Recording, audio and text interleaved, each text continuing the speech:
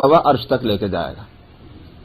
اس حالت میں اس کو اللہ سبحانہ و تعالی موقع دیں گے. تو معلوم ہوا کہ کسی کا قتل کیا جانا یہ اللہ سبحانہ و تعالی کے نزدیک بڑی بھاری بات ہے کہ وہ اس کو موقع دیا جاتا ہے کہ عرش تک اپنا کیس لے کر آئے.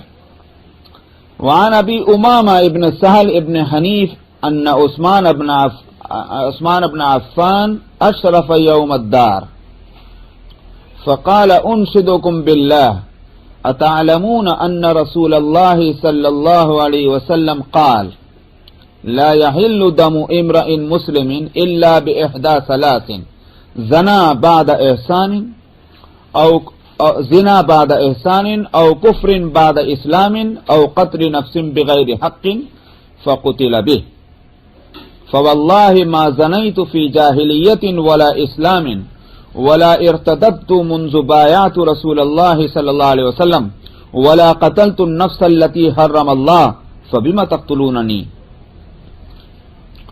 ابو حمامہ ابن سہل ابن حنیف سے روایت ہے کہ حضرت عثمان ابن عفان رضی اللہ عنہم جس دن کے ان کا گھیراؤ کیا ہوا تھا، جن کا حضرت عثمان کا خلافت کے زمانے میں، تو وہ اپنے گھر کی دیوار کے اوپر آئے، جو باہر لوگ کھڑے تھے ان سے بات کرنے کے لیے، اور حضرت عثمان نے فرمایا میں تم کو اللہ کی قسم دیتا ہوں، کیا تم جانتے ہو کہ رسول اللہ صلی اللہ علیہ وسلم نے فرمایا تھا کہ ایک مسلمان کا خون حلال نہیں ہے مگر تین میں سے ایک بات ہو تو.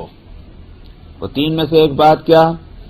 یا تو اس نے زنا کیا ہو شادی کر لینے کے بعد، بعد احسان کے معنی یہی ہو گئے. احسان حسن کے معنی آتے ہیں قلعہ، فورٹ. تو احسان کا مطلب کیا ہوا؟ قلعہ بند کر دینا کا مطلب یہ ہے کہ جس نے شادی کر لی تو وہ اب اس نے اپنے آپ کو محفوظ کر لیا اپنی طبیعت کو گناہ کی طرف متوجہ ہونے سے، اس لیے اس کو محسن کہا جاتا ہے اس آدمی کو جس نے شادی کر لی ہے. محسنہ اس عورت کو کہتے ہیں کہ جس کی شادی ہو گئی، کیونکہ وہ محفوظ ہو گئی اب گناہوں سے.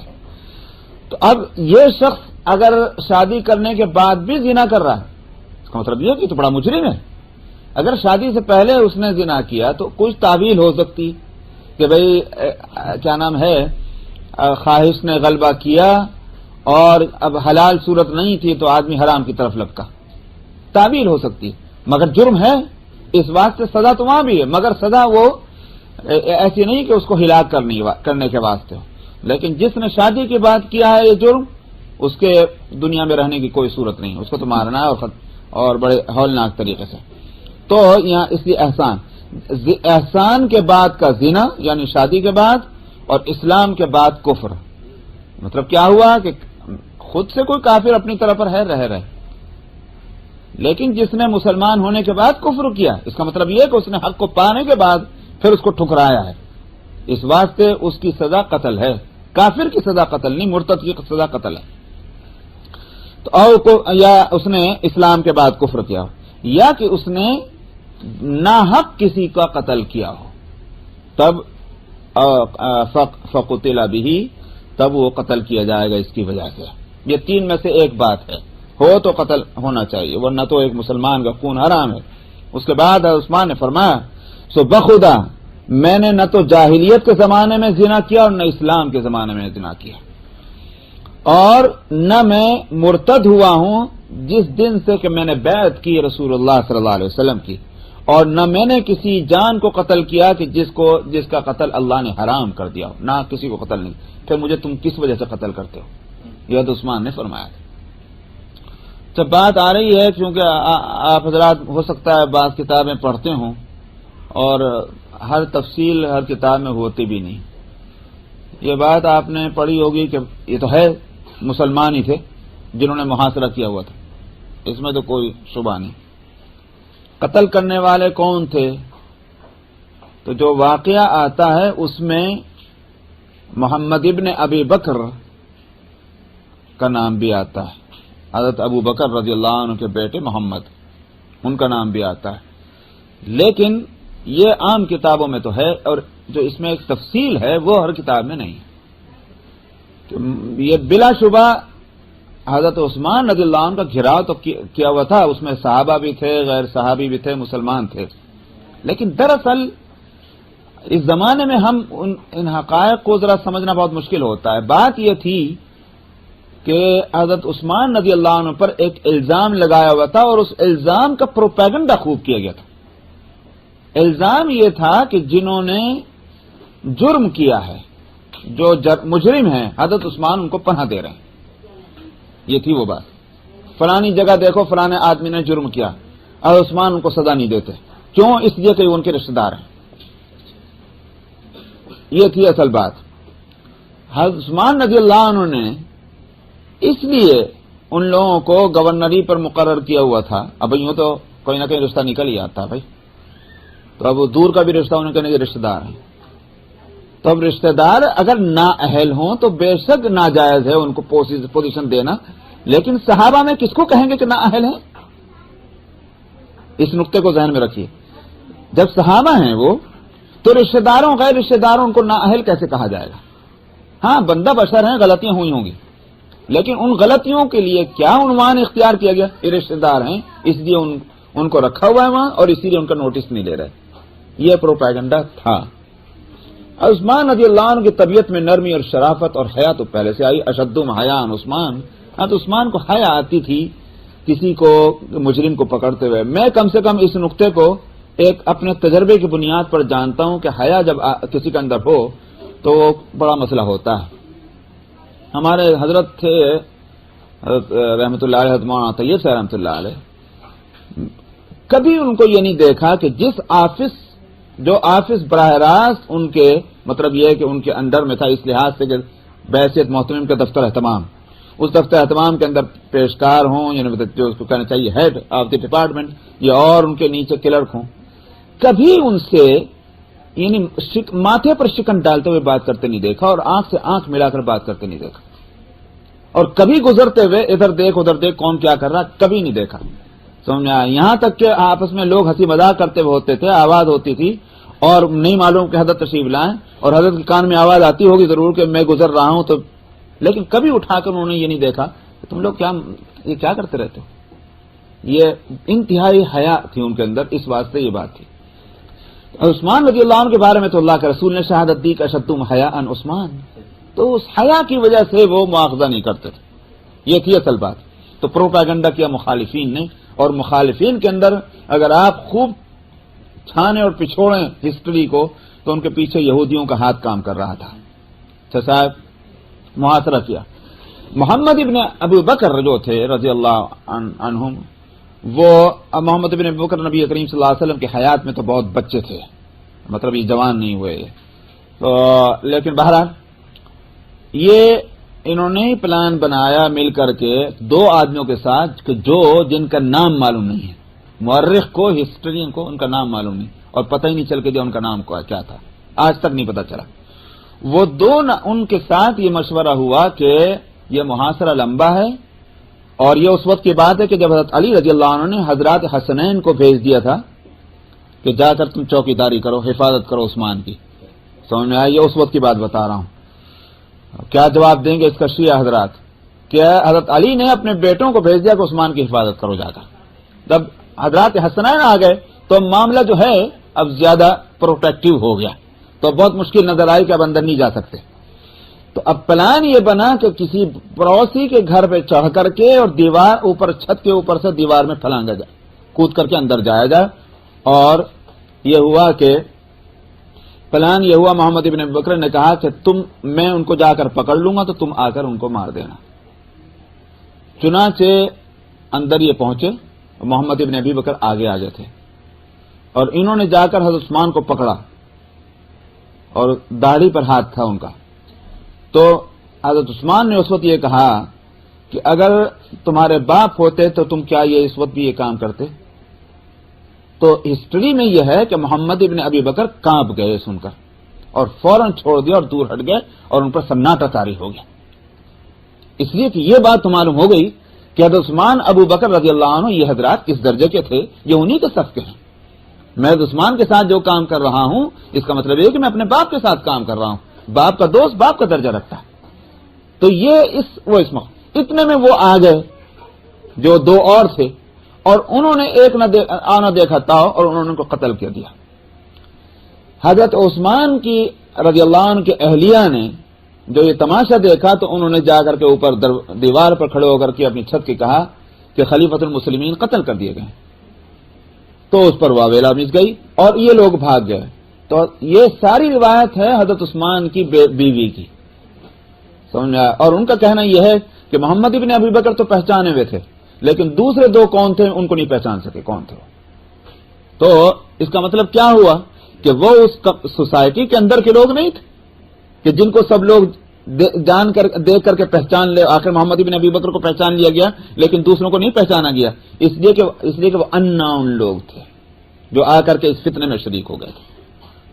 تو بہرحال اس لیے میں نے یہ تفصیل تھوڑی بتائی ہے کہ ایک دماغ میں اصل میں کانٹے اٹھتے ہیں اور چبھتے ہیں کہ بھائی یہ آخر کیا ہوا تھا صحابہ کو، سمجھ میں آیا کہ انہوں نے یہ حرکتیں کی تھی۔ اس لیے میں نے بتا دیا کہ غلطیاں تو ہوتی ہیں اور انسان سے، لیکن محمد ابن ابی بکر جو ابو بکر صدیق رضی اللہ عنہ جیسے جلیل قدر صحابی کے صاحبزادے ہیں، اگرچہ رسول اللہ صلی اللہ علیہ وسلم کے زمانے میں جوان نہیں تھے لیکن بہرحال صحابہ کو دیکھے ہوئے تھے، خیر القرون کے افراد میں تھے، ان کو جیسی توجہ دلائی گئی وہ اپنے اس جرم سے ہٹ گئے، لیکن اب ان کو کیا کیا جائے کہ دوسرے اننون لوگ جو آ کر کے جرم کر بیٹھے، سمجھا؟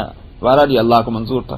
تو خیر اس حدیث میں جو بات ہے وہ یہ کہ ایک مسلمان کا قتل کسی حالت میں جائز نہیں سوائے ان تین باتوں میں سے اگر ایک بات پائی جائے جس کا حضرت عثمان نے ذکر کیا۔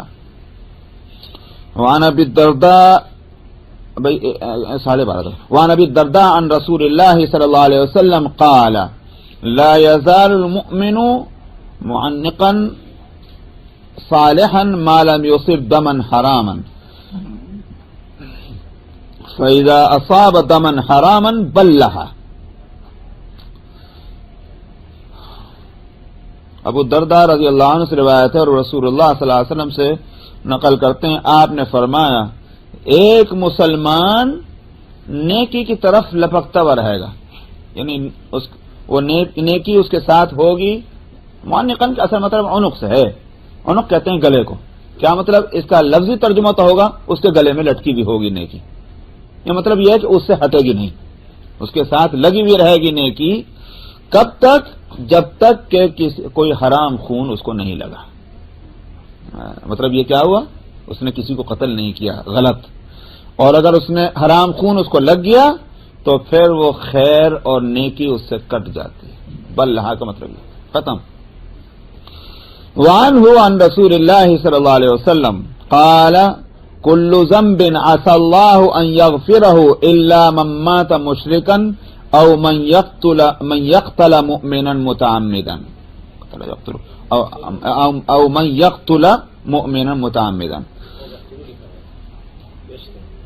نہیں ایسا ہونا نہیں چاہیے، من قتل نہیں، من مات من يقتل، او ٹھیک ہے من يقتل، من زبر نہیں لگاتا۔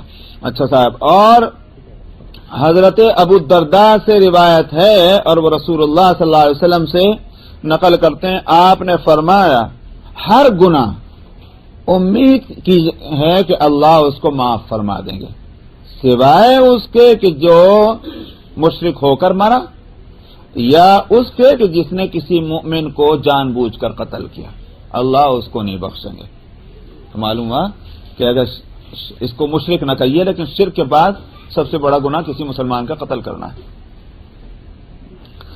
وعن ابن عباس، یہ تو قرآن شریف میں بھی تو ہے، من قتل مؤمنا متعمدا فجزاؤہ جہنم خالدا فیہا، جس نے کسی مومن کو جان بوجھ کر قتل کر دیا اس کی جزا جو ہے اس کا بدلہ جہنم ہے، ہمیشہ ہمیشہ اس میں رہے گا، قرآن شریف میں بھی آ گیا۔ وعن ابن عباس قال قال رسول اللہ صلی اللہ علیہ وسلم لا يقام الحدود في المساجد ولا يقاد بالولد الوالد۔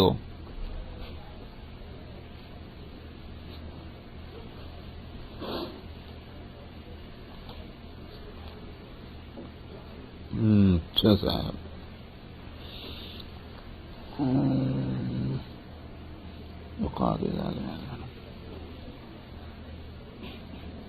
چلیے حضرت ابن عباس رضی اللہ عنہ سے روایت ہے، انہوں نے کہا کہ رسول اللہ صلی اللہ علیہ وسلم نے فرمایا مسجدوں میں حدود نہیں قائم ہوں گے۔ حد اصل میں ایک فقہی اصطلاح ہے، یعنی حد کہتے ہیں وہ اس سزا کو جو حکومت دے اور اس جرم پر دے اور وہ سزا دے کہ جس کو شریعت نے متعین کر دیا ہے، اس کو حد کہا جاتا ہے۔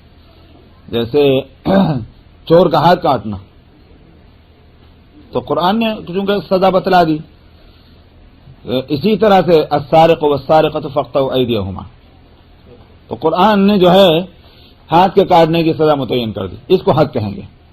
یہ اسی طرح سے زنا، جب زنا ثابت ہو جائے تو غیر شادی شدہ ہے تو 100 کوڑے مارنا، اور اگر شادی شدہ ہے تو اس کو سنسار کرنا، اس کو بھی حد کہیں گے۔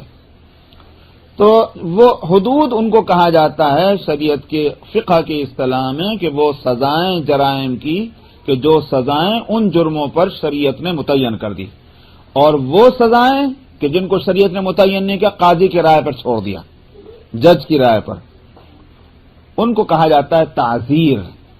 زے سے تعزیر، وہ تعزیرات کہلاتی ہیں۔ اس میں ایک کنڈیشن یہ ہے کہ وہ قاضی کو یہ اختیار ہے کہ جیسی چاہے سزا دے، مگر ان سزاؤں سے کم درجے ہونی چاہیے جو سزائیں کہ کسی جرم کی شریعت نے متعین کر دی۔ سمجھ میں آئی نہیں بات؟ مثلا زنا کی سزا میں نے ابھی بتایا کہ جو شادی شدہ نہیں 100 کوڑے ہیں۔ زنا تو نہیں ہوا لیکن اور ناجائز باتیں ہو رہی تھی جو غیر اخلاقی ہیں، تو قاضی اس کی سزا دے گا، مگر یہ نہیں کہے گا کہ 110 کوڑے لگا دو، یہ نہیں ہو سکتا۔ آئی بات سمجھ میں نہیں؟ کوڑے بھی اگر لگوانا چاہتا ہے تو اس کا مطلب یہ ہے کہ وہ کم ہی رہیں گے، اتنے نہیں ہو سکتے کہ وہ شریعت کی اس سزا پر کہ جو زنا کی ہے اس سے وہ بڑھا دے، یہ نہیں ہو سکتا۔ تو یہ ضروری ہے کہ قاضی جو ہیں اپنے اختیار سے جو سزا دے رہا ہے وہ شریعت کی متعین کی ہوئی سزا سے ہلکی ہونی چاہیے ان جرائم پر کہ جن جرائم کی سزا شریعت نے متعین نہیں کی ہے۔ تو بہرحال تو یہ ہوا کہ حدود نہیں قائم ہوں گی۔ یہاں حدود سے مراد ظاہر ہے کہ پھر وہ بھی ہوگا کہ بھئی تعزیرات بھی مسجد میں، کیونکہ اس لیے کہ مسجد کہیں کہ دھیان ہے کہ حدود تو شریعت کا کام ہے نا، خلاف شریعت تو نہیں کہیں گے، شرعی کام ہے، لیکن اس کے باوجود جو ہے مسجد کے اندر یہ حدود نہ قائم کرنے کا مطلب کیا ہوا؟ مسجدیں جس کام کے لیے بنائی گئی ہیں اس کام کے بجائے دوسرے کام میں استعمال ہو رہی ہیں، اور مسجدیں کس لیے بنائی گئیں؟ وہاں نماز کے لیے، ذکر اللہ کے واسطے، اس لیے شریعت کے اور کاموں کو وہاں نہیں کیا جائے گا۔ یہ ہے اس کا حاصل۔ وَلَا يُقَادُ بِالْوَلَدِ الْوَالِدُ، اور بیٹے کی خاطر والد کو نہیں پکڑا جائے گا۔ اس کے دو معنی ہیں۔ ایک معنی تو یہ ہے کہ اگر باپ نے بیٹے کو قتل کیا ہے تو باپ کو اس کے بدلے میں نہیں قتل کیا جائے گا، ایک معنی یہ ہوا، اور یہ تینوں اماموں کا اس حدیث کی بنیاد پر یہی مسلک ہے، امام ابو حنیفہ بھی، امام شافعی بھی، امام احمد بن حنبل بھی، تینوں کہتے ہیں کہ حدیث میں کہہ دیا کہ ہماری عقل کا کوئی مسئلہ نہیں، اور ہے بھی شریعت کے اندر عقل نہیں، فقہی معاملات وہ تو اللہ اور اس کے رسول نے جو متعین کر دیا وہ مان لو، تو لہذا حدیث صاف ہے۔ تو تینوں اماموں نے کہا کہ گردن ہماری جھکی ہوئی ہے۔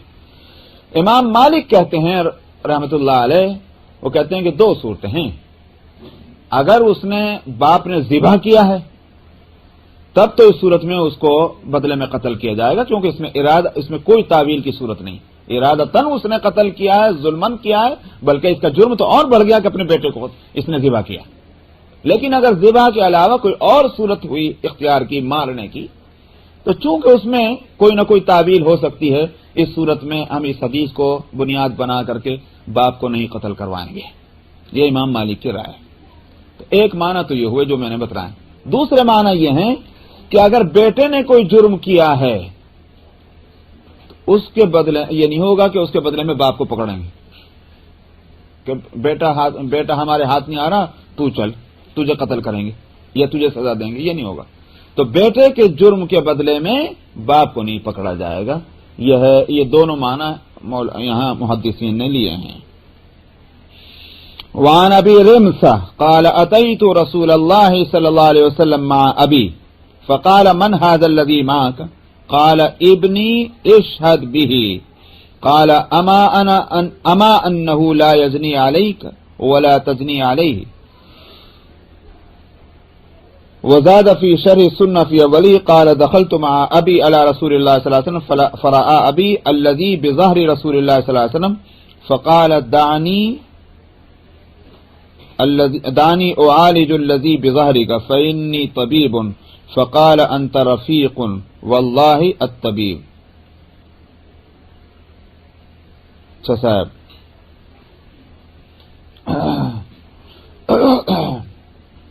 ابو رمسا سے روایت ہے کہ میں رسول اللہ صلی اللہ علیہ وسلم کی خدمت میں حاضر ہوا اپنے والد کے ساتھ. آپ نے فرمایا تیرے ساتھ کون ہے؟ میں نے کہا تو اس نے کہا، کس نے؟ باپ نے، کہ یہ میرا بیٹا ہے اور آپ اس کی گواہی دے دیجئے. یعنی کہیں کہ کس بات کی؟ مطلب یہ ہے کہ اس بات کو قبول کر لیجئے کہ یہ میرا بیٹا ہے. یہ تھا حاصل شدی کا.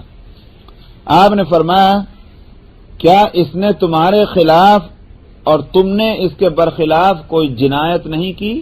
کوئی جرم؟ کیا ترجمہ دکھایا؟ جرم کا ہے مواخذہ. ہاں مواخذہ، جنایت نہیں کے بعد. کیا اس نے تمہارے خلاف اور تم نے اس کے خلاف کوئی مواخذہ نہیں کیا؟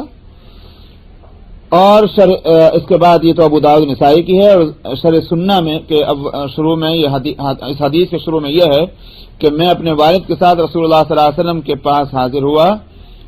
فرآ ابی، تو میں دیکھا میرے والد، فرآ ابی میرے والد نے دیکھا کہ جو رسول اللہ صلی اللہ علیہ وسلم کے پیچھے تھے، تو آپ نے فرمایا، نہیں، رسول اللہ صلی اللہ علیہ وسلم نے میرے والد کو دیکھا جو آپ کے پیچھے تھے، تو آپ نے فرمایا کہ مجھے اس کا علاج کر لینے دو. فقال دانی اعالج الذی بظہرک فانی طبیب. نہیں ہو رہی بات. اپنے والد کے ساتھ رسول اللہ صلی اللہ علیہ وسلم کے پاس آیا تو میرے والد نے دیکھا نبی کریم صلی اللہ علیہ وسلم کی کمر میں، تو وہ کیا سمجھے؟ وہ جو مہر نبوت تھی اس کو وہ یہ سمجھے، اس کے لیے لکھا ہوا ہے کہ وہ جو حلقہ ایک سرکل سے بنا ہوا تھا، یہ ایک کیا کہتے ہیں ہمارے ٹیومر، وہ یہ سمجھے کہ یہ ٹیومر ہے. تو اس پر اس نے یہ کہا رسول اللہ صلی اللہ علیہ وسلم سے کہ مجھے اس کا علاج کر لینے دیجئے جو آپ کے کمر میں ہے، کیونکہ میں طبیب ہوں. تو آپ نے فرمایا انت رفیق واللہ الطبیب، تم زیادہ سے زیادہ نرمی کرنے والے ہو، ہمدردی کرنے والے ہو، طبیب تو اللہ ہیں.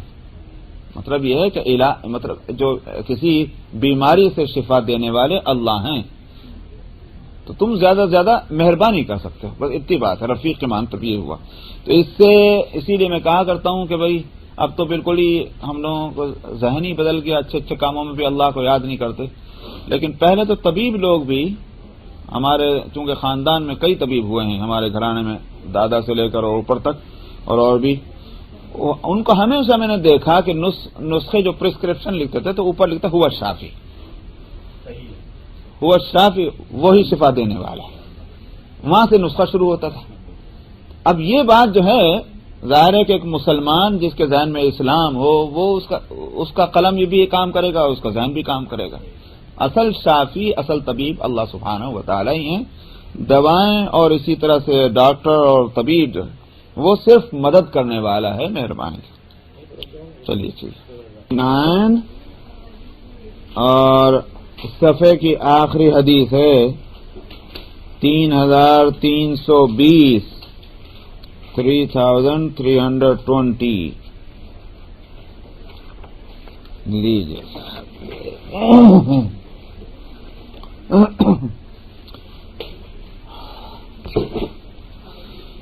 بسم اللہ الرحمن الرحیم. وعن عمرو بن شعيب عن أبيه عن جده عن سراقة بن مالك قال حضرت رسول الله صلى الله عليه وسلم يقيد الأب من ابنه ولا يقيد الابن من أبيه. مسئلہ وہ قصاصی کا چل رہا ہے. کہ قتل کی جو سزا اس میں کہیے کہ وہ ہوگی، کیا نام ہے، قصاص، قتل کے بدلے میں قتل.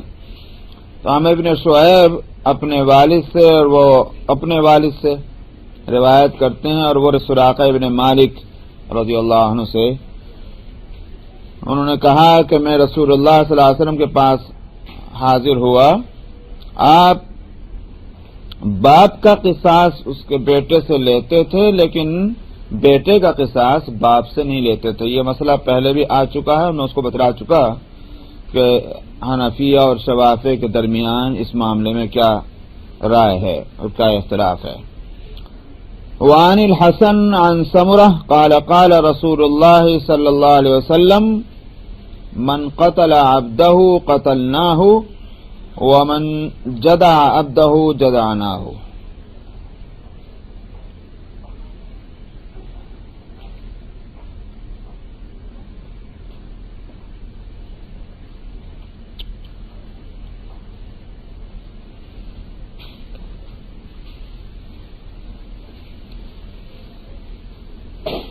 صاحب حسن سمرہ سے روایت کرتے ہیں، حسن بصری سمرہ ابن جندب رضی اللہ عنہ سے، انہوں نے کہا کہ رسول اللہ صلی اللہ علیہ وسلم نے فرمایا کہ جس شخص نے اپنے غلام کو قتل کیا ہم اس کو قتل کریں گے، اور جس نے اپنے غلام کو کہ جدا کے معنی آتے ہیں بدن کے اطراف جو ہیں، جیسے ہاتھ ہے، پیر ہے، اس طرح کے یہ کاٹ دینا ان کو، تو جس نے اپنے غلام کے ہاتھ یا پاؤں کاٹا ہم اس کو بھی یہ سزا دیں گے. یعنی مطلب یہ ہے کہ جیسا کہ قرآن شریف میں ہے کہ العین بالعین والانف بالانف والاذن بالاذن والسن بالسن والجروح قصاص. تو جیسا کرے گا تو اس کے مطابق اس کی سزا ہوگی، تو ہم اس کا بھی ہاتھ یہ جو بھی اس نے کاٹا ہے اس کے مطابق کاٹیں گے، سزا ملے گی. یہاں حنفیہ کا کہنا یہ ہے کہ اگر وہ غلام اپنا ہے تب تو، اور وہ ابھی تک غلام ہے تو آقا کو قصاص میں نہ قتل کیا جائے گا، اور نہ اس نے اگر ہاتھ پاؤں کاٹیں تو نہ اس کے ہاتھ پاؤں کاٹیں گے. یہ تو حنفیہ کا کہنا ہے. ہاں دوسرے کا غلام اگر ہے تب ہوگا کہ غلام کسی دوسرے کے غلام کو اگر قتل کیا تو پھر یہ نہیں دیکھیں گے، اس کو قتل کیا جائے گا، اور اگر دوسرے کے غلام کے ہاتھ پاؤں کاٹے تو اس کا بھی کٹے گا. شوافی کا کہنا یہ ہے، اور مالکیہ کا کہ چاہے وہ اپنا غلام ہو چاہے دوسرے کا غلام ہو، آزاد آدمی کو غلام کے بدلے میں نہیں قتل کریں گے. یہ شوافی کا کہنا ہے. تو شوافی اس حدیث کے زیادہ خلاف چلے گا بالکل صاف، اور مالکیہ حنفیہ نے کچھ نہ کچھ رعایت کی. رہ گئی ہے کہ اس حدیث کا کیا جواب ہے حنفیہ کے پاس، جبکہ نبی کریم صلی اللہ علیہ وسلم کا فرمانا یہ ہے کہ جس نے اپنے غلام کو قتل کیا تو ہم اس کو قتل کریں گے. اس کا جواب شوافی کے پاس جو بھی ہو، حنفیہ کا جواب یہ ہے کہ غلام آزاد کر دیا ہوگا. آزاد کر دینے کے بعد کہا تو یہ جاتا ہے کہ بھئی وہ فلاں کا غلام تھا، لیکن جب تک وہ غلامی میں ہے تب تک اس کو قتل نہیں کریں گے.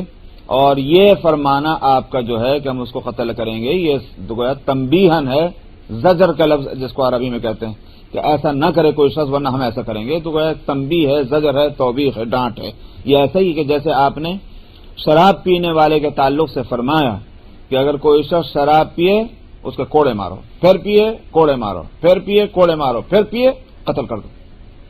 حالانکہ آپ نے یہ سزا کبھی نہیں دی، کسی شراب پینے کے جرم میں کبھی کسی کو آپ نے قتل کی سزا نہیں دی ہے. تو وہ اصل میں ایک طرح کی تنبیہ ہے.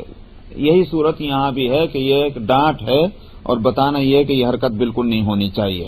یہ ہے حنفیہ کا اس حدیث کے تعلق سے جواب. اور وفی روایت اخری ومن خصا عبدہ خصیناہ، یہ اس میں ایک اور روایت کے اندر اس میں اضافہ یہ ہے کہ جس شخص نے اپنے غلام کو خصی کر دیا ہم اس کو بھی خصی کریں گے، کیونکہ مطلب یہ کہ جیسا جرم ہوگا ویسی سزا ہوگی. وعن عمرو بن شعيب عن أبي عن جده أن رسول الله صلى الله عليه وسلم قال من قتل متعمدا دفع إلى أولياء المقتول فإن شاءوا قتلوا وإن شاءوا أخذوا الدية وهي 30 حقة و30 جزعة و40 خلفة وما صاله عليه فهو لهم. عامر بن شعیب اپنے والد سے اور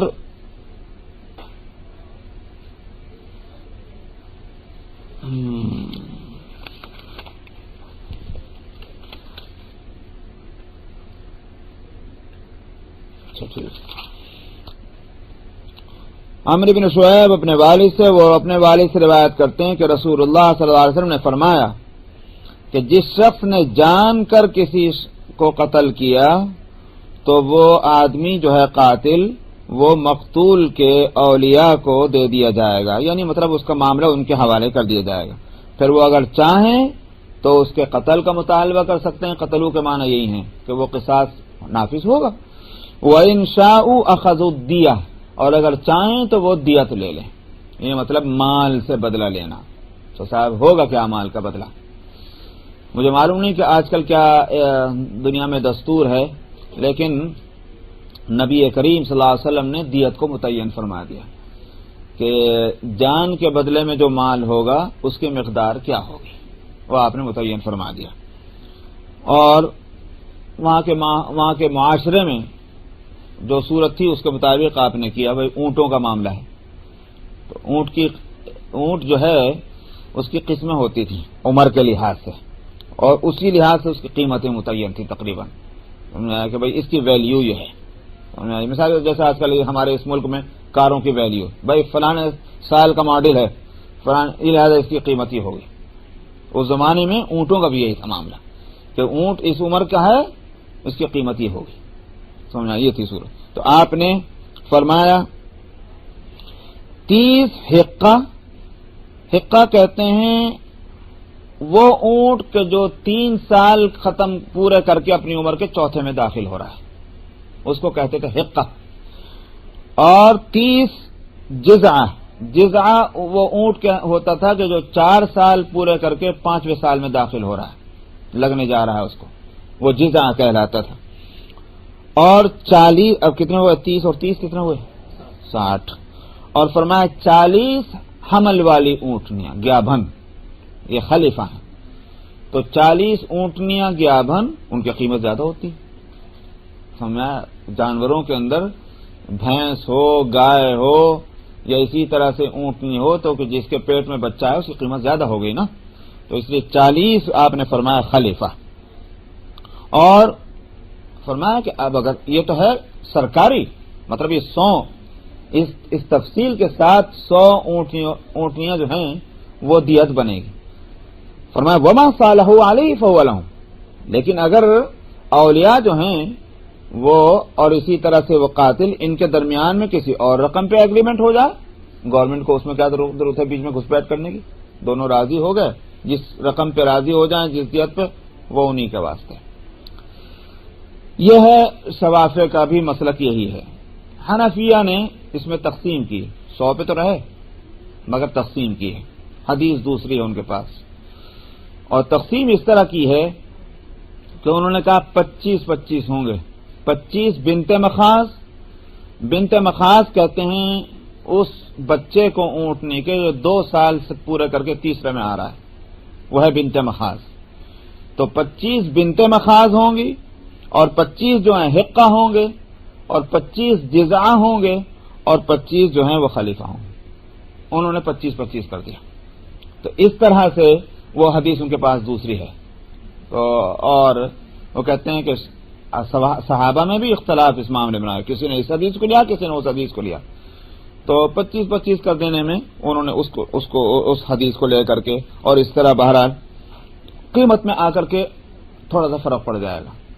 یعنی اس کا مطلب یہ شوافع کے نزدیک قیمت زیادہ ہو جائے گی، حنفیہ کے نزدیک تھوڑی کم پڑ جائے گی، کیونکہ بنت مخاض کے آ جانے کی وجہ سے قیمت کم ہو گئی. 2 سال کا بچہ جو تیسرے سال میں آ رہا ہے اس کی قیمت کم ہے. تو اس واسطے حنفیہ کے نزدیک قیمت کم ہو جاتی ہے دیت کی، اور شوافیہ کے نزدیک زیادہ ہو جاتی ہے اس حدیث کے مطابق. وعن علی عن النبی صلی اللہ علیہ وسلم قال المسلمون تتکافؤ دماءهم ويسعى بذمتهم ادناهم ويرد عليهم اقصاهم وهو يد على من سواهم الا لا يقتل مسلم بكافر ولا ذو عهد في عهده.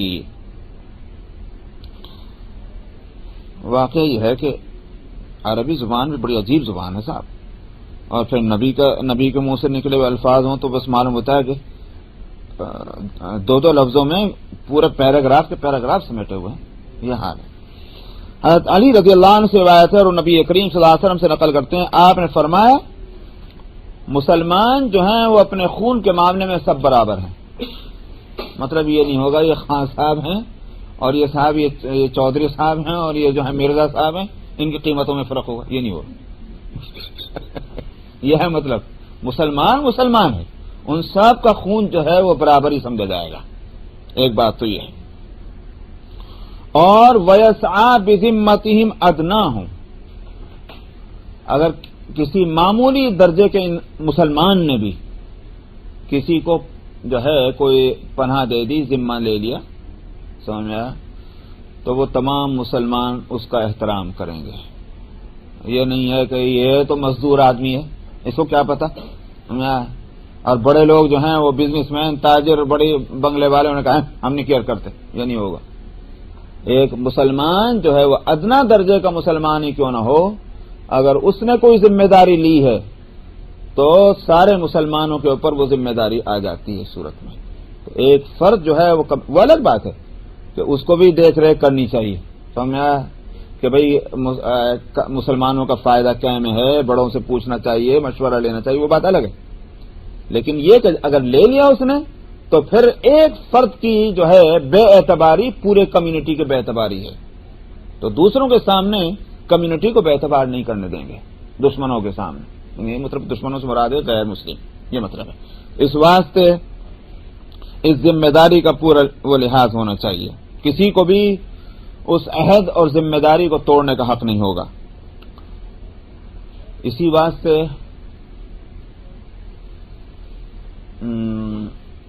کیا ہوا تھا، ایک جنگ کے موقع پر،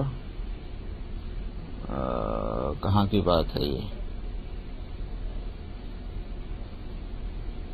ہاں دمشق پر، جب حضرت ابو عبیدہ بن جراح رضی اللہ عنہ نے کی سرکردگی میں جو گھراؤ ہوا تھا دمشق کا، حضرت عمر رضی اللہ عنہ کے دور خلافت ہے اور دمشق کا محاصرہ ہوا تھا. تو جب وہ تنگ آ گئے، تفصیل ہے اس کی، جب وہ تنگ آ گئے دمشق والے اور اب انہوں نے سوچ لیا کہ اب جو ہے کوئی صورت جو ہے بچانے کی ہے نہیں اپنے شہر کو، اور بری طرح سے پھنس گئے.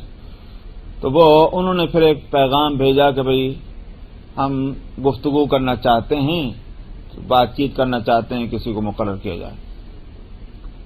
تو ابو ہریرہ رضی اللہ عنہ کو مثلا انہوں نے، حضرت ابو عبیدہ بن جراح نے کہا کہ جاؤ. ابو ہریرہ رضی اللہ عنہ پہنچے تو ان لوگوں نے پوچھا، سرداروں نے، تم کون ہو؟ تو میں فلاں صحابی رسول. تمہاری کیا حیثیت ہے؟ مطلب یہ ہے کہ ہم جس سے بات کریں تو اس کی پوزیشن ہم کو معلوم ہونی چاہیے. تو ہم کیسے کسی ایسے ویسے آدمی بات کریں جیسے مثال کے طور پر بھئی اگر منسٹر ہے، وزیر ہے، تو اس سے وزیر ہی تو بات کرے گا نا. تو یہ مطلب تھا کہ تمہاری کیا حیثیت. انہوں نے کہا کہ میں صحابی رسول ہوں، اور ہمارے ہاں ہم تو جاہلیت کے زمانے میں بھی ہماری قوم کا اگر ایک فرد کوئی ذمہ لے لیتا تھا تو پوری قوم اس کا پاس لحاظ کرتی تھی. اب تو ہم مسلمان ہیں، اس واسطے اگر ہم میں کوئی بات کروں گا تو پورا یہاں سے لے کر وہاں تک، مشرق سے لے کر مغرب تک جتنے مسلمان ہیں سب اس کی رعایت کریں گے. اس لیے بے تکلف بات کرو جو کرنی ہے. یہ تھی وہ بات کہ جو عرب کے معاشرے میں بھی تھی، اور خود نبی کریم صلی اللہ علیہ وسلم نے اس کو یوں کہیے کہ قلعی کر کے اور زیادہ اس کو نمایاں کر دیا تھا. وَيَرُدُّ عَلَيْهِمْ أَقْصَاهُمْ. اچھا صاحب فرماتے ہیں کہ جو آخر والا ہے اس کو بھی، اس کی طرف بھی بات لوٹے گی. اس کے دو مطلب ہیں. میں نے کہا الفاظ عجیب ہے، لفظی ترجمہ کرو تو بات نکلتی نہیں، لیکن اس کے دو معنی نکل سکتے ہیں. ایک تو یہ ہے کہ ایک مسلمان ہے کہ جو یہ تو دارالحرب کا لفظ تو سنا ہوا ہے نا، وہ ملک جس سے جنگ چل رہی ہے. ایک مسلمان ہے کہ جو دارالحرب سے بہت دور رہتا ہے. کیا مطلب ہوا؟ یعنی مسلمانوں کے ملک میں بہت دور رہ رہا ہے، وہ دارالحرب کے بارڈر سے قریب نہیں ہے، جن کو رات دن واسطہ پڑتا ہے دشمنوں سے. مطلب یہ ہوا مسلمان بہت دور رہتا ہے، اس نے اگر کوئی معاہدہ کر لیا کسی سے تو بارڈر کے قریب رہنے والے جو ہیں وہ ان پر بھی اس کے خلاف ورزی نہیں کریں گے. سمجھ میں آیا؟ یہ نہیں ہوگا کہ بھئی وہ تو ادھر رہتے ہیں، ہم کو تو رات دن واسطہ پڑتا ہے، ہم جانتے ہیں کیا ہے، لہذا ہمارے معاملات الگ ہیں، ہم پر اس کا کوئی اپلیکیشن نہیں ہوگا. نہیں، یہ نہیں ہوگا. ایک معنی. دوسرے معنی اس لفظ کے اور نکلتے ہیں، بالکل مختلف ہیں، حاصل تو وہی لیکن مختلف ہیں، یعنی واقعے کی نوعیت مختلف بن جاتی. اور وہ یہ ہے کہ مثلا جنگ چل رہی ہے اور سپہ سالار نے، کمانڈر ان چیف نے ایک ٹکڑی کو اپنی ملٹری کے کسی اور جگہ بھیج دیا. بات سمجھ آ رہی؟ اور ان کو وہاں کامیابی ہوئی، مال غنیمت ملا. تو مال اب وہ یہ ہو گئے نزدیک اور وہ لوگ کہاں ہو گئے؟ وہ دور ہو گئے، ہے نہیں؟ کہ یہ نہیں ہوگا، مال غنیمت سب کو تقسیم کیا جائے گا. یہ نہیں ہوگا کہ صاحب وہ تو دور ہیں، ان سے کیا لینا دینا، ان کو بھی دیا جائے گا مال غنیمت. یہ دو مختلف واقعے کے حکم نکل سکتا ہے اسی ایک جملے سے، وَيُرَدُّ عَلَىٰ أَقْصَاهُمْ سے، اور دونوں شرعی مسئلے ہیں. فرمایا وَهُمْ يَدٌ عَلَىٰ مَنْ سِوَاهُمْ، اور فرمایا کہ یہ ایک مسلمان ایک ہاتھ سمجھے جائیں گے. جس طرح سے بدن کے مختلف اعضاء ہیں اور اس سے مل کر ایک بدن بنتا ہے، تو مسلمانوں کا ایک ہاتھ وہ سارے مسلمانوں کا ہاتھ سمجھا جائے اس معاملے میں. تو جو ایگریمنٹ ایک آدمی کرے وہ سارے مسلمانوں کا ایگریمنٹ قرار دیا جائے گا. یہ ہے اس کے معنی. اور اس کے بعد آپ نے فرمایا یاد رکھو ایک مسلمان کافر کے بدلے میں قتل نہیں کیا جائے گا.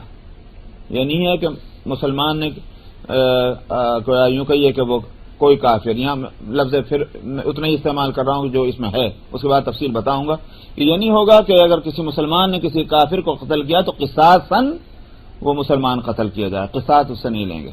اس میں حنفیہ کا کہنا یہ ہے کہ اگر ذمی ہے، ذمی کا مطلب کیا ہوا؟ ذمی جانتے ہیں کس کو کہتے ہیں؟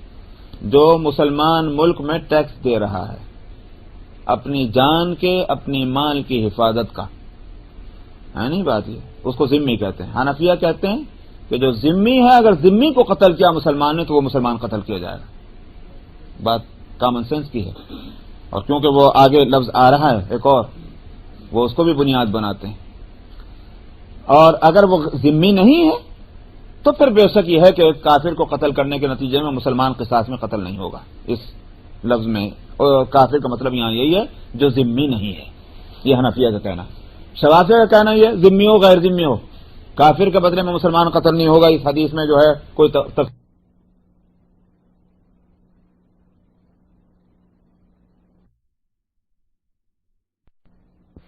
بات پھر اگر سرکشی کی مطلب یہ مثال کے طور پر قصاص ہو گیا، دانت توڑا تھا، دانت توڑ دیا گیا، سمجھا؟ اب کیا چاہیے؟ نہیں وہ تو غصہ ٹھنڈا ہی نہیں ہو رہا. مثال کے طور پر مالی بدلہ پر راضی ہو گئے، دے دیا، مگر لڑائی پھر بھی چلی، وہ چلا قصہ.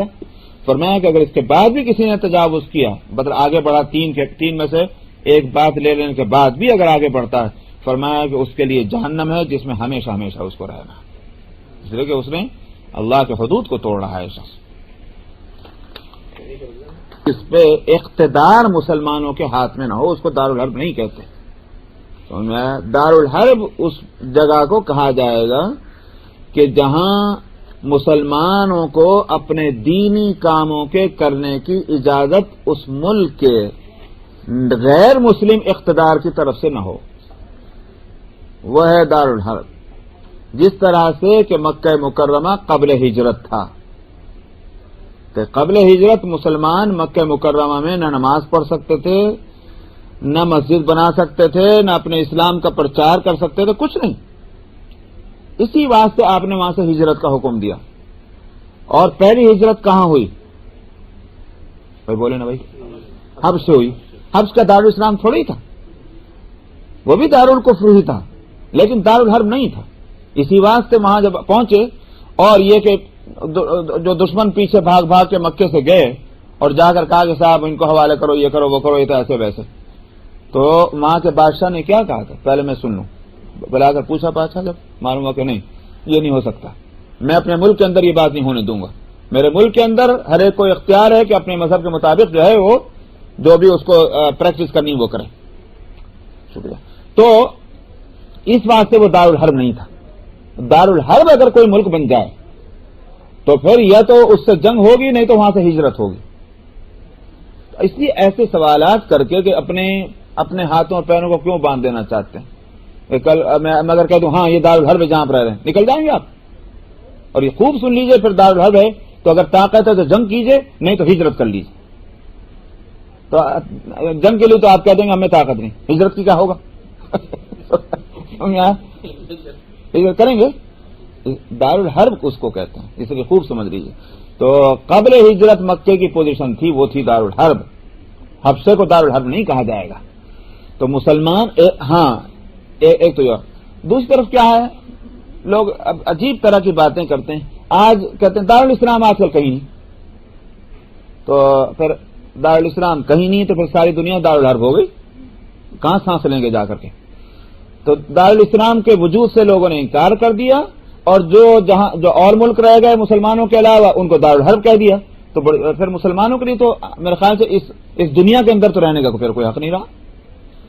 اس واسطے مسلمانوں کے ہاتھ میں جب اقتدار اعلی ہو، طاقت اور قوت مسلمان کے ہاتھ، وہ دارالاسلام ہے. سمجھا؟ وہ دارالاسلام یاد ہے. وہ بات الگ ہے کہ وہاں اسلامی احکام جو ہیں وہ نافذ ہو رہے ہیں کہ نہیں ہو رہے ہیں، وہ قصور ہوگا، وہ مجرم ہیں، وہ بات الگ ہے. لیکن وہ دارالاسلام ہے جہاں اقتدار مسلمانوں کے ہاتھ میں ہے. تو یہ ہے صورت. ایسا ہی ہے جیسے میں نے کئی مرتبہ کہا لوگوں سے کہ یہ فقہ نہ جاننے کی ساری مصیبتیں ہیں، کہ براہ راست جو ہے 2-3 کتابیں پڑھی اور بن گئے مفتی صاحب اور قاضی صاحب. وہ ساری مصیبت یہاں سے کھڑی ہوتی ہے. تو اصل مسئلہ جو ہے وہ یہ ہے، ایک مسلمان نماز نہیں پڑھتا، آپ کیا کہیں گے اس کو؟ مسلمان کہیں گے نہیں کہتے ہیں؟ مسلمان کہیں گے. یہ صورت تو ہے کہ جس طرح سے مسلمان اپنی باڈی پر اسلام کو نافذ نہیں کر رہا پھر بھی آپ اس کو مسلمان کہتے ہیں. ایک مسلمان اب اگر اپنے ملک کے اندر جو ہے اسلام کو نافذ نہیں کر رہا، آپ اس کو کافر کیسے کہہ دیں گے؟ اگر وہ مسلمان ہے تو مسلمان کے ہاتھ میں جب اقتدار ہے، طاقت ہے، قوت ہے، تو وہ اس پورے مملکت کو آپ کو دارالاسلام ہی کہنا ہوگا. دارالاسلام ہے. ہاں وہ جو مجرم ہے، وہ حاکم، وہ عمرا، وہ پارلیمنٹ، وہ کیبنٹ، کہ جو اب اقتدار ملنے کے باوجود، طاقت قوت ملنے کے باوجود اگر وہ اللہ کے احکام کو وہاں نافذ نہیں کر رہے، وہ مجرم ہیں. لیکن اس کے باوجود دارالاسلام ہے. تو دارالحرب وہ ملک اس وقت تک نہیں بنے گا جب تک کہ مسلمان اس ملک سے اس وجہ سے جنگ نہیں کر رہے ہوں کہ اس ملک کے اندر احکام اسلامی کا نفاذ کی اجازت وہاں کے اقتدار کی طرف سے نہیں مل رہی ہے. وہ ہے دارالحرب.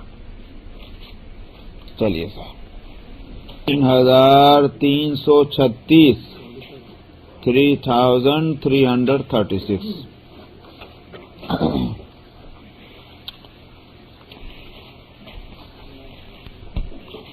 بسم اللہ الرحمن الرحیم.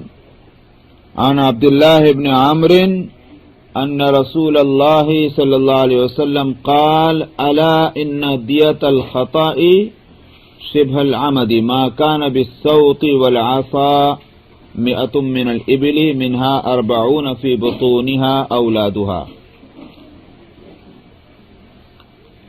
عبداللہ ابن عمرو ابن العاص رضی اللہ عنہما سے روایت ہے، انہوں نے کہا کہ رسول اللہ صلی اللہ علیہ وسلم نے فرمایا کہ یاد رکھو دیت خطا جو ہے وہی شبہ عمد کی بھی خطا وہ دیت ہوگی.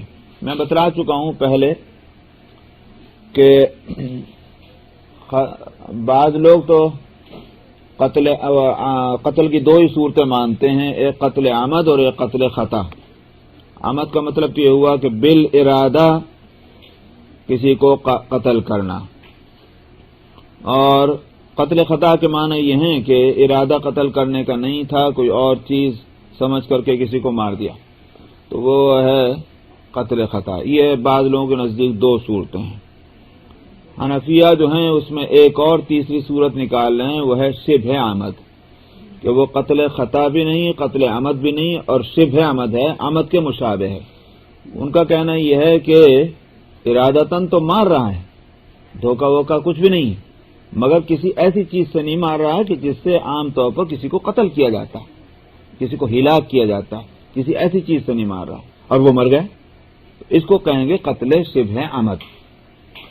شوافع جو ہیں وہ پہلی بات کو لیتے ہیں، ان کے یہاں شبہ عمد کوئی چیز نہیں، وہ قتل عمد ہے یا قتل خطا ہے، چاہے کسی ایسی چیز سے مارو کہ جس سے قتل کرنے کے لیے مارا جاتا ہے، یا کسی ایسی چیز سے ماریں کہ قتل کرنے کے لیے نہیں مارتے مگر خوب زور سے بھاری چیزیں مار دی، سمجھا؟ یعنی مثال کے طور پر دھاردار چیز نہیں ہے مگر کوئی بھاری بھرکم چیز ہے جس سے مارا وہ مر گیا، تو ارادتاً چونکہ قتل کیا ہے اس واسطے شوافع تو کہتے ہیں کہ یہ قتل عمد ہے۔ اور اگر دھوکے میں ہوا کہ دیکھا جانور تھا کچھ اور تھا، وہ یہ سمجھا اور مار دیا اور وہ انسان نکلا جو مر گیا ہے، وہ قتل خطا ہے، وہ تو سب کے نزدیک قتل خطا ہے۔ حنفیہ کہتے ہیں کہ شبہ عمد جو ہے وہ ایک تیسری قسم ہے کہ وہ دھاردار چیز سے نہیں مارا گیا بلکہ غیر دھاردار چیز سے مارا، اب ارادہ بھی ہو مارنے کا تب بھی بہرحال وہ شبہ عمد ہوگا۔ فرق یہ ہے ان دونوں کے اندر کہ شوافع کے یہاں تو دھاردار چیز نہ ہو اور بھاری چیز سے مارا اور مر گیا، ان کے یہاں تو پھر بھی قصاص ہوگا، سمجھا؟ لیکن حنفی مسلک کی روح سے شبہ عمد پایا جا رہا ہے، یعنی دھاردار چیز نہیں استعمال کی گئی اور وہ مر گیا تو پھر قصاص نہیں ہوگا، دیت ہوگی۔ یہ دلیل حنفیہ کی ہے، حدیث جو آ رہی ہے کہ آپ نے فرمایا کہ دیت خطا کی جو ہے وہی شبہ عمد کی ہے جبکہ کوڑے سے یا لاٹھی سے مارا جائے۔ شوافع اس کا جواب یہ دیتے ہیں کہ وہ بھاری بھرکم چیز نہیں تھی، ہلکی سی لاٹھی ہوگی، ہلکا سا کوڑا ہوگا تو وہ اصل میں مر گیا۔ بھاری اگر ہوتا کہ جس سے کسی کو ہلاک کیا جا سکتا ہے اور وہ مارا تو ہم اس کو قتل عمد ہی مانتے ہیں، یہ تعویل کرتے ہیں شوافع۔ لیکن حنفیہ تعویل نہیں کر رہے، وہ کہہ رہے ہیں کہ اس سے خود ہی نکلتی ہی بات کہ دھاردار چیز ہوگی تو پھر اس کو قتل عمد کہیں گے، اور دھاردار نہیں جیسے لاٹھی اور کوڑا تو وہ شبہ عمد ہوگا۔ تو کیا ہوگی اس کی دیت؟ 100 اونٹ، جن میں سے 40 اونٹ وہ ہوں گے کہ جن کے پیٹ میں بچہ ہے، حاملہ، وہ 40 ہونی چاہیے۔ اس کا مطلب کیا ہوا کہ 60 اونٹ دوسرے ہوں گے۔ اچھا صاحب، وعن ابی بکر ابن محمد ابن عمرو ابن حزم عن ابیہ عن جدہ ان رسول اللہ صلی اللہ علیہ وسلم كتب الى اہل الیمن وكان في كتابه ان من اغتبط مؤمنا قتلا فانه قود يده الا ان يرضى اولیاء المقتول، وفيه ان الرجل يقتل بالمرأة، وفيه في النفس الدية 100 من الإبل، وعلى أهل الذهب 1000 دينار، وفي الأنف إذا أوعب جدعه الدية 100 من الإبل، وفي الأسنان الدية، وفي الشفتين الدية، وفي البيضتين الدية، وفي الذكر الدية، وفي الصلب الدية، وفي العينين الدية، وفي الرجل الواحدة نصف الدية، وفي المامونة ثلث الدية، وفي الجائفة ثلث الدية، وفي المنقلة 15 من الإبل، وفي كل أصبع من أصابع اليد والرجل 10 من الإبل، وفي السن 5 من الإبل، رواه النساء والدارمي، وفي رواية مالك وفي العين 50، وفي اليد 50، وفي الرجل 50، وفي الموضحة 5۔ یہ وہ احکام ہیں کہ جن کو نبی کریم صلی اللہ علیہ وسلم نے لکھوا کر دیے تھے۔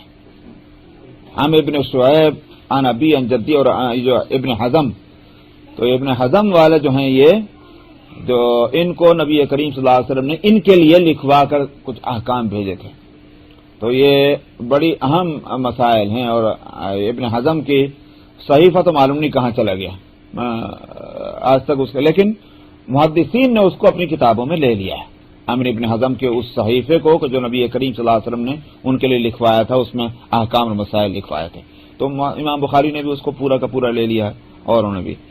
تو بہرحال اس میں بڑی تفصیلی مسائل دیت سے متعلق. ابو بکر ابن محمد ابن عامر ابن حزم اپنے والد سے اور وہ ان کے والد سے یعنی عامر ابن حزم کے دادا سے روایت کرتے ہیں کہ رسول اللہ صلی اللہ علیہ وسلم نے اہل یمن کی طرف لکھا، کیونکہ ابن حزم ادھر ہی تھے تو آپ نے احکام لکھ کر بھیجے تھے. وَكَانَ فِي كِتَابِهِ، اور آپ نے جو کتاب لکھوائی تھی، کتاب کا مطلب وہ جو بھی ایک چھوٹی سی بک کتاب سے، اس میں تھا کہ جس شخص نے بالارادہ بے وجہ، اعتبتا کے معنی آتے ہیں کہ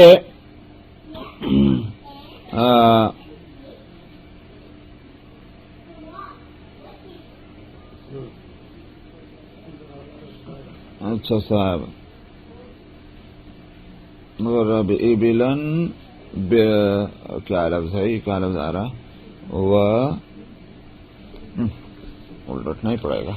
اعتبتا ہے یہ لفظ، اس کا ترجمہ ہم نے کیا ہے بے وجہ کا، اور اس کی یہ اس لیے کیا میں نے یہ ترجمہ کہ اصل میں یہ لفظ بولا جاتا تھا اونٹ کے واسطے.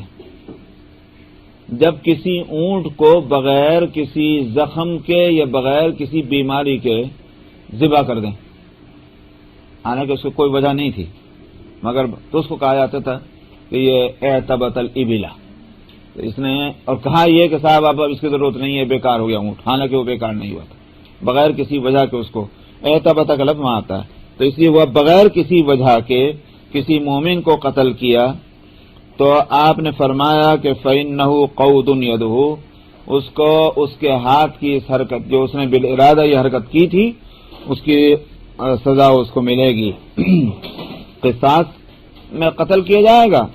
الا ان يرضى اولیاء المقتول، الا یہ کہ مقتول کے اولیاء راضی ہو جائیں، جس بات پہ بھی راضی ہو جائیں، دیت لینے پہ راضی ہو جائیں وہ معافی کر دیں، ورنہ تو یہ کہ یہ اس کو سزا ملے گی، مطلب قصاص ہوگا.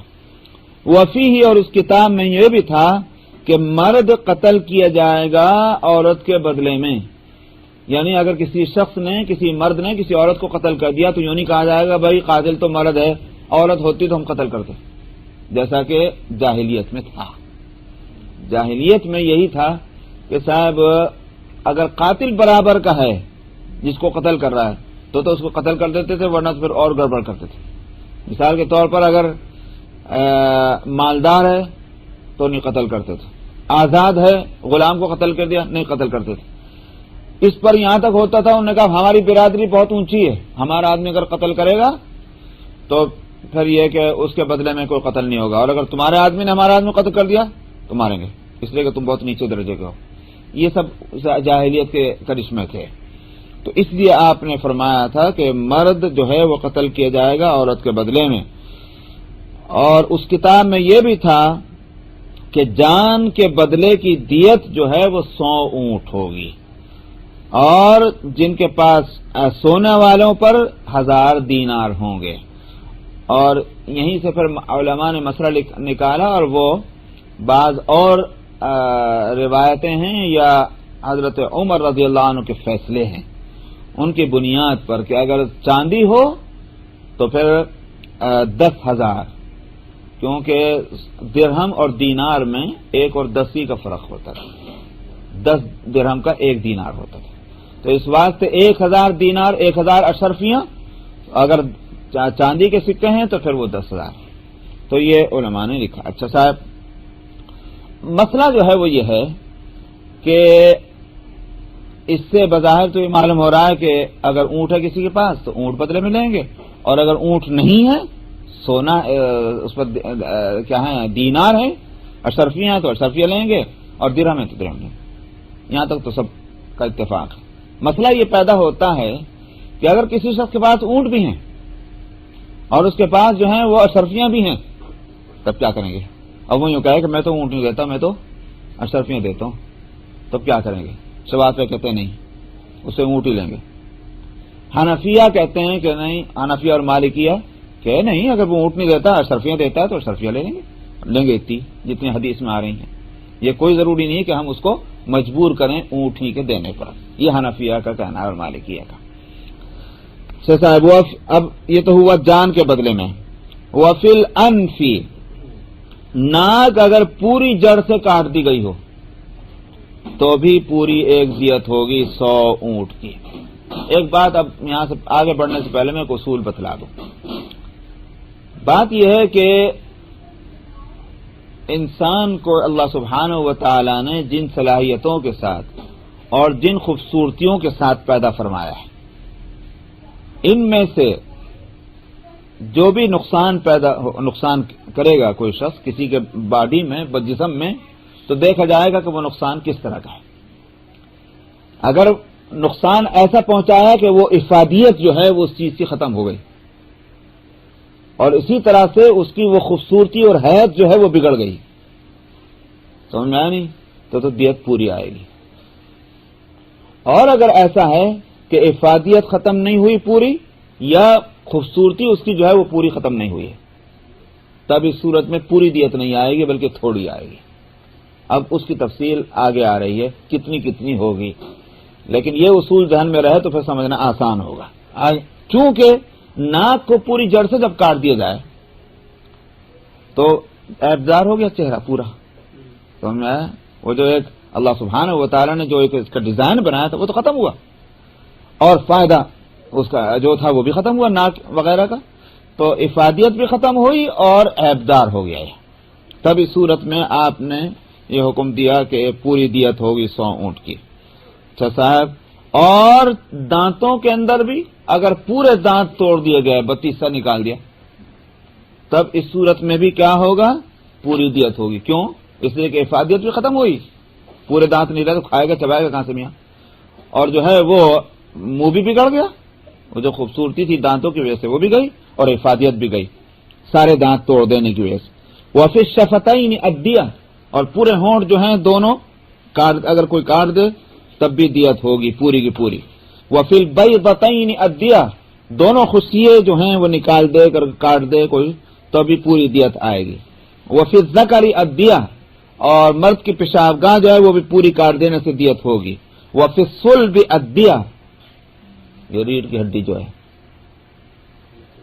اسپینل کارڈ، اس کو بھی اگر کوئی شخص کاٹ دے گا پوری دیت آئے گی، اس لیے کہ وہ اس کے سہارے جو ہیں وہ تو ٹھہر سکتا ہے بدن، اور خون کا بھی روانی وہیں سے تو ہے، اس واسطے پوری دیت ہوگی. اور وفی العینین الدیہ، دونوں آنکھیں اگر کسی نے نکال دی پوری دیت آئے گی. اور وفی الرجل الواحدۃ نصف الدیہ، ایک پاؤں کاٹے تو پھر آدھی دیت آئے گی. کیوں؟ اس واسطے کہ صرف عیب ہوا ہے، افادیت میں کمی ضرور آئی مگر ایک پیر سے آدمی چل تو سکتا ہے نا کسی سہارے سے، اس لیے پوری دیت نہیں ہے، آدھی دیت رہے گی. اور آگے فرمایا وفی المامومۃ ثلث الدیہ.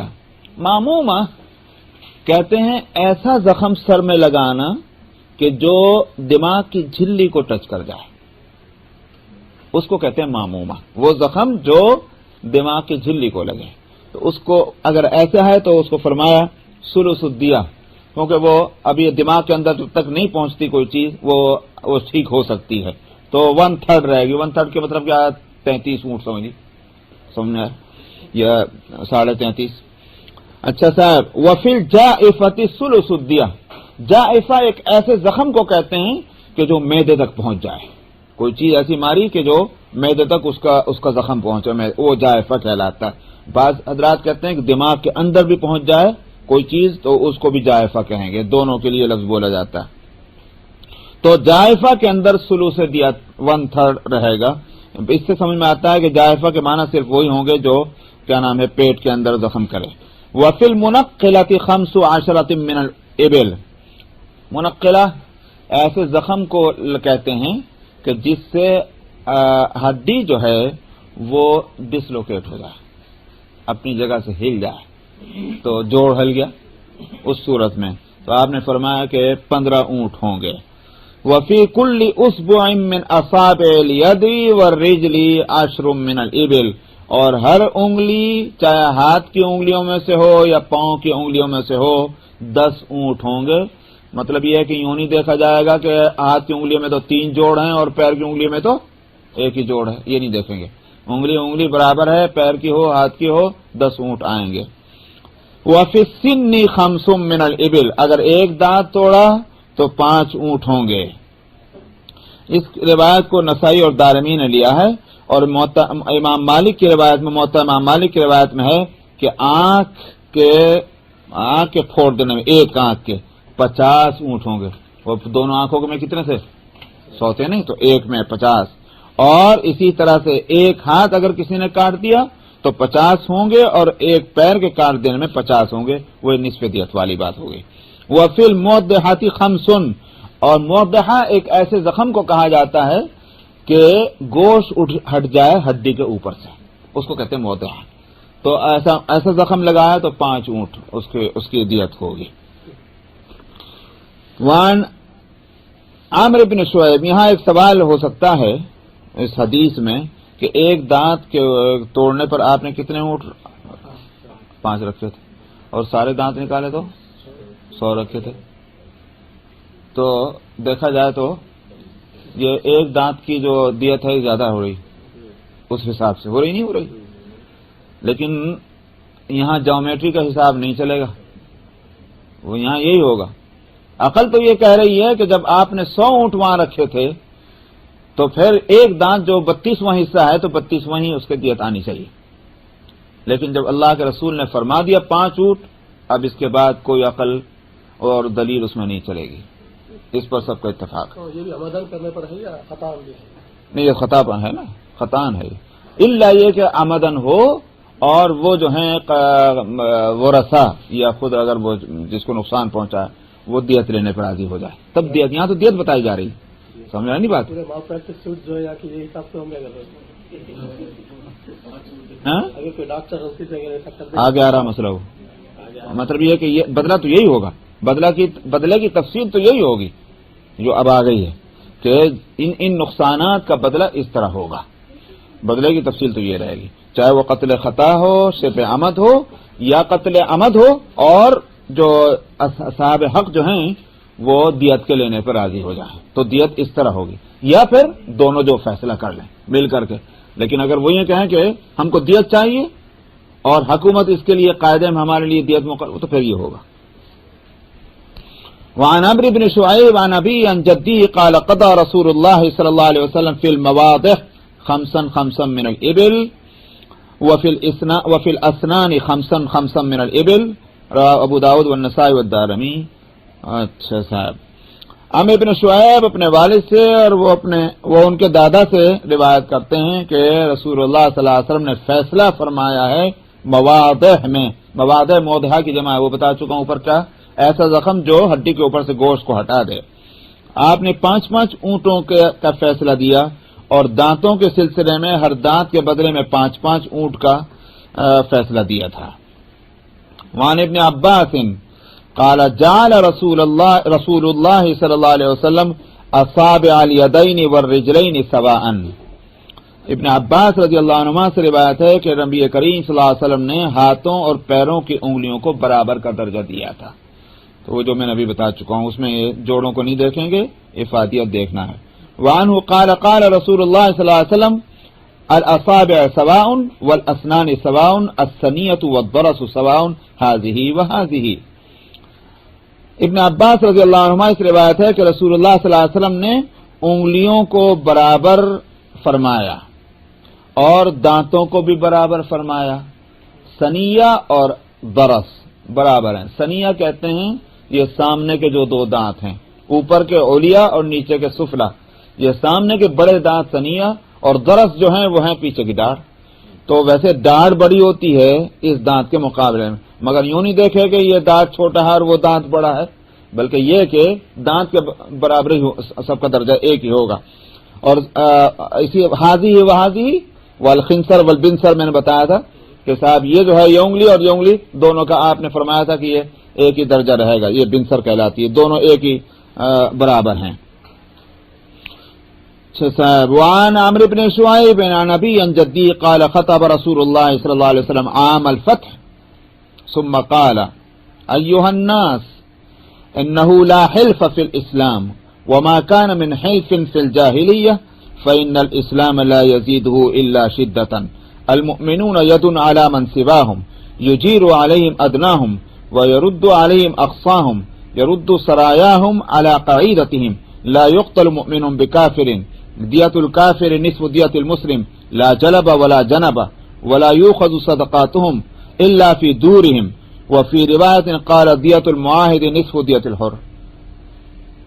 حدیث کتنے سی ہے آپ دیکھ لیجئے، 4 لائن ہے، 5 سمجھ میں آیا، اور یہ پوری کتاب ہے. واقعی ہے نبی کمال، اس قدر سارے مسائل اس میں آ گئے ہیں. آپ نے ہم ابن شعیب اپنے والد سے اور ان کے دادا سے روایت کرتے ہیں کہ رسول اللہ صلی اللہ علیہ وسلم نے فتح مکہ کے دن خطبہ دیا، تقریر فرمائی، اور آپ نے فرمایا اے لوگو، اسلام میں حلف نہیں ہے. حلف کس کو کہتے ہیں؟ ایگریمنٹ، معاہدہ. اور کیا معاہدہ ہوا کرتا تھا؟ معاہدے کی یہ صورت ہوتی تھی کہ صاحب اس طرح کا ہوتا تھا کہ بھائی ایسا ہے، ہم تم دونوں ہر معاملے میں شریک رہیں گے. جو میرا دشمن تم بھی اسے لڑنا، میں بھی لڑوں گا، سمجھ میں آیا؟ تو اور اگر اسی طرح سے کوئی تاوان ہمارے اوپر آ گیا تم بھی دینا، وہ تاوان کو تمہارے اوپر آیا ہم دیں گے. اس طرح کی چیزیں تھیں، یہ تھا وہ حلف. اس کو آپ نے فرمایا کہ واحد چیزیں اسلام میں اس کا کوئی عمل دخل نہیں ہے. بھائی یہ بات کہ اس سے کیا ہوتا تھا کہ اب وہ دشمن بے قصور ہے کہ نہیں ہے، اس کی کوئی لڑائی ہے کہ نہیں، مگر لڑنا ہے جا کے، کیونکہ ہمارا معاہدہ اس سے ہو چکا ہے اور اس نے تو فیصلہ کیا لڑنے کا، تو مجھے بھی لڑنا ہی پڑے گا جا کر کے. یہ تھی وہ بات. اس لیے آپ نے فرمایا اس طرح کے معاہدے جو ہیں اسلام میں نہیں، یعنی مسلمان ایسے معاہدے نہ کریں، یہ مطلب تھا. لیکن آپ نے فرمایا کہ اگر جاہلیت میں کچھ معاہدے ایسے ہوں، بعض معاہدے ایسے ہوا کرتے تھے کہ بھائی ہم غریبوں کی مدد کریں گے، مظلوموں کی جو ہے ہیلپ کریں گے، اسی طرح سے کچھ مالی معاملات ہوتے تھے کہ بھائی بیماروں کی تیمارداری وغیرہ وغیرہ، اس طرح کے معاہدے ہوتے تھے. تو آپ نے فرمایا اگر کوئی اس طرح کے معاہدے ہیں تو اسلام اس میں اس کو اور زیادہ پختہ ہی کرے گا. جاہلیت کے زمانے کا اگر ایسے معاہدات کچھ لوگوں میں ہوئے گئے ہیں تو یہ تو بہت اچھی بات ہے. اچھے مقاصد کے لیے معاہدے ہوں تو اسلام تو ان کو پسند کرتا ہے لہذا، لیکن غلط قسم کے جس کے نتائج نکلتے ہوں ایسے معاہدے اسلام میں نہیں. تو صاحب تیسری، اس کے بعد آپ نے فرمایا مؤمن جو ہیں تمام مسلمان وہ اپنے دشمنوں کے مقابلے میں ایک ہاتھ جیسے ہیں. یعنی مطلب یہ ایک ہاتھ کو 2 ہاتھ تو نہیں کر سکتے، ایک ہاتھ سے ایک وقت میں ایک ہی کام ہو سکتا ہے، اچھا ہوگا یا برا ہوگا، یہ مطلب ہے. تو ایک ہاتھ ہیں. کیا مطلب؟ آگے خود بتا. یجیر علیہم ادناہم، ایک ادنا درجے کا مسلمان بھی کسی کو پناہ دے تو سارے مسلمان اس کے ذمہ دار بن جاتے ہیں. یہ ہے وہ سارے مسلمانوں کا ایک ہاتھ بننا. تو ہاتھ کیونکہ بھائی ہم تو فلاں کے ہاتھ نیچے ہیں، کیا مطلب ہے؟ اس کا سہارا ہم کو ملا ہوا ہے. تو جو ایک کسی کو اگر پناہ دے دیتا تو سہارا مل جاتا تھا. یہ بھی ہاتھ کا لفظ استعمال ہوا. تو فرمایا کہ ادنا درجے کا مسلمان بھی کسی کو پناہ دے اور وَيَرُدُّ عَلَيْهِمْ أَقْصَاهُمْ. اسی طرح سے وہ یہ مسئلہ پہلے بھی آیا تھا اور میں نے کہا تھا کہ اگر کہیں دور ایک کیا کہنا چاہیے ٹکڑی ملٹری کی مورچے پر ہے اور باقی جو ہے ملٹری اور جگہ جہاں بھی انہوں نے کیمپ لگا رکھا ہے وہاں پڑی ہوئی ہے، تو یہ نہیں ہوگا کہ صاحب ہم گئے تھے لڑنے کے بعد تم تو یہاں بیٹھے تھے ہم تمہیں کو کچھ نہیں دیتے، یہ نہیں ہوگا. بلکہ یہ کہ کیونکہ پوری ملٹری جہاد میں شریک ہے لہذا جو ان کو مال غنیمت ملے گا وہ ان کو بھی پہنچے گا. یہ ہے اقصاہم کے معنی. اور یرد سرایاہم علی قاعدتہم، اس کے بھی تقریباً وہی معنی ہے کہ مثال کے طور پر اگر پوری ملٹری نے ایک ٹکڑی کو کہیں بھیجا لڑنے کے واسطے تو جو ان کو اچھائیاں ملیں گی وہ اس میں سب برابر کے شریک ہوں گے، بیٹھنے والے بھی اور لڑنے والے بھی. یہ مدینے کے بعد سے بنی نظیر اور بنی خزاعہ کے ساتھ معاہدے ہوئے تھے نا کہ وہ ہم پہ حملہ کریں گے. ہاں تو اسی لیے تو وہ جو اس کو ختم کر دیا تھا نا، اسی لیے ختم کر دیا تھا. تو جو اوس اور خزرج کے جو معاہدات تھے پہلے کے وہ سب اس کے بعد ختم ہو گئے تھے مسلمان ہونے کے بعد. لا يقتل مؤمن بکافر، ایک مومن کافر کے بدلے میں قتل نہیں کیا جائے گا. یہ شوافے اسی کو لیتے ہیں نا، میں نے بتایا تھا، یاد آ گیا. میں نے کہا تھا شوافے یہی کہتے ہیں کہ ایک مومن کافر کے بدلے میں نہیں قتل ہوگا، حدیث میں آ رہا ہے. حنفیہ کیا کہتے ہیں؟ حنفیہ کہتے ہیں کہ ذمی جو ہے، اگر وہ کافر ذمی ہے تو اس کو کسی مسلمان نے قتل کر دیا تو مسلمان قتل کیا جائے گا. اور یہ کافر سے مراد ان کے نزدیک غیر ذمی ہے، یعنی حربی. سمجھ میں آیا؟ تو جو دارالحرب کا کافر ہے اس کے بارے میں ہے یہ مسئلہ، یہ حنفیہ کا کہنا ہے. کیونکہ وجہ اس کی ہے کہ معاہد کے بارے میں آگے بات آ رہی ہے کہ معاہد جو ہے وہ اس کی پاسداری معاہدے کی جائے گی جو ایگریمنٹ اس سے ہوا ہے. تو ذمی تو معاہد ہی ہوا نا. صاحب دیت الکافری نصف دیت المسلم، وہ ذمی جو ہے اگر مار دیا مسلمان، ظاہر ہے عربی نہیں ہوگا، عربی کو مارا تو کہاں سے دیت، لیکن ذمی اگر مارا گیا ہے تو اس صورت میں پوری دیت نہیں آئے گی، آدھی دیت آئے گی. مسلمان کی دیت 100 اونٹ اور ذمی کی جو ہے دیت آدھی دیت ہوگی، یعنی مطلب 50 اونٹ. لا جلب ولا جنب. اب دیکھیں ایک لفظ ہے اور معنی بڑے عجیب ہے. جلب کہتے ہیں فائدہ اٹھانے کو اور جنب کہتے ہیں کسی ایک طرف ہو جانے کو. یہ تو ہے لغوی معنی. بولا جا رہا ہے اس مقصد کے لیے کہ زکوٰۃ وصول کرنے کے لیے جو جاتے ہیں حکومت کی طرف سے، تو جانوروں کی زکوٰۃ جانوروں سے لینی نا، اونٹوں کی زکوٰۃ لیں گے، بکریوں کی لیں گے، گایوں کی لیں گے. تو اس میں ایک صورت تو یہ ہے کہ جناب صاحب جو پہنچ گئے انہوں نے اپنا ڈیرا لگا دیا بہت دور بستی سے، اپنے آرام کی خاطر ڈاک بنگلے میں ٹھہر گئے، اور وہاں جناب وہ کہا جا رہا ہے کہ سارے زکوٰۃ دینے والے اپنے جانوروں کو یہاں لے کے آؤ، ہم یہاں زکوٰۃ وصول کریں گے. سمجھ میں آیا نہیں؟ یہ ہے جلب. فرمایا کہ یہ نہیں ہوگا. اور جنب کے معنی کیا ہے؟ جنب کے معنی یہ ہے کہ جن کو زکوٰۃ دینی ہے وہ مال والے، وہ اپنے جارے جانور جو ہے وہ اپنے گھروں سے ہٹا کے لے جائیں دور اور اس سے کہیں کہ وہاں جی ہمارے سے زکوٰۃ وصول کرنے کے واسطے. یہ ہے جنب. فرمایا نہ جلب ہوگا نہ جنب ہوگا. پھر کیا ہوگا؟ آپ نے فرمایا وَلَا يُؤْخَذُ صَدَقَاتُمْ إِلَّا فِي دُورِهِمْ. صدقات جو ہیں یعنی مراد زکوٰۃ وہ لوگوں کے گھروں پہ جا کر لی جائے. تو لہذا گھروں پہ اپنے جانور رکھو اور زکوٰۃ وصول کرنے والے ان کے گھروں پہ جائے، وہاں زکوٰۃ لے، نہ اس کو نقصان ہو نہ اس کو نقصان ہو. یہ ہے اس کے معنی. وفی روایت قال دیت المعاہد نصف دیت الحر. اور ایک روایت میں ہے کہ معاہد کی دیت آزاد کی دیت کی آدھی ہے. تو معاہد وہ ذمہ ہوا کہ نہ ہوا؟ تو یہ جو ہے یہی حنفیہ کی دلیل ہے. تو اس واسطے حنفیہ اس کافر کو وہ جو اوپر بتایا تھا کہ لا یقتل مومن بکافر، اس سے مراد حنفیہ کہتے ہیں حربی ہے، ہر ایک نہیں، کیونکہ یہ لفظ آ گیا. چلیے صاحب ہو گیا.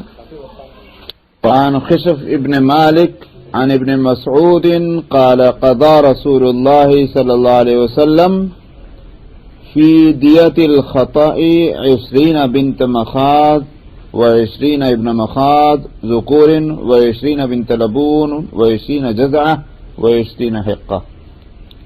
رواه الترمذي وابو داود والنسائي والصحيح انه موقوف على ابن مسعود وخشف مجهول لا يعرف الا بهذا الحديث.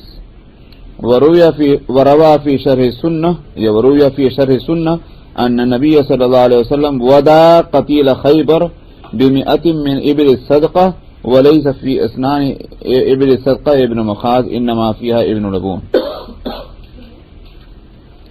خشف ابن مالک سے روایت ہے اور وہ ابن مسعود رضی اللہ عنہ سے روایت کرتے ہیں. انہوں نے کہا کہ رسول اللہ صلی اللہ علیہ وسلم نے قتل خطا کی دیت میں جو تجویز فرمایا، فیصلہ فرمایا، وہ تھے 20 بنت مخاض. میں بتا چکا ہوں کہ بنت مخاض اس اونٹ کے بچے کو کہتے ہیں کہ جو اپنی عمر کا 1 سال پورا کر کے دوسرے سال میں آ جائے. تو 20 بنت مخاض اور 20 ابن مخاض ذکور. تو مطلب یہ ہے کہ 20 تو فیمیل بچے اور 20 جو ہیں میل بچے. اور 20 بنت لبون. بنت لبون وہ اونٹ کا بچہ جو 2 سال پورے کر کے تیسرے سال میں جا رہا ہے. و20 جزعہ اور 20 جزع اس کو کہتے ہیں کہ جو 3 سال پورے کر کے چوتھے سال میں جا رہا ہے، اور 20 حقہ اور 20 حقہ وہ جو چوتھا سال پورا کر کے 5ویں میں جا رہا ہے، تو 5ویں سال میں جا کے وہ اونٹ بن جاتا ہے۔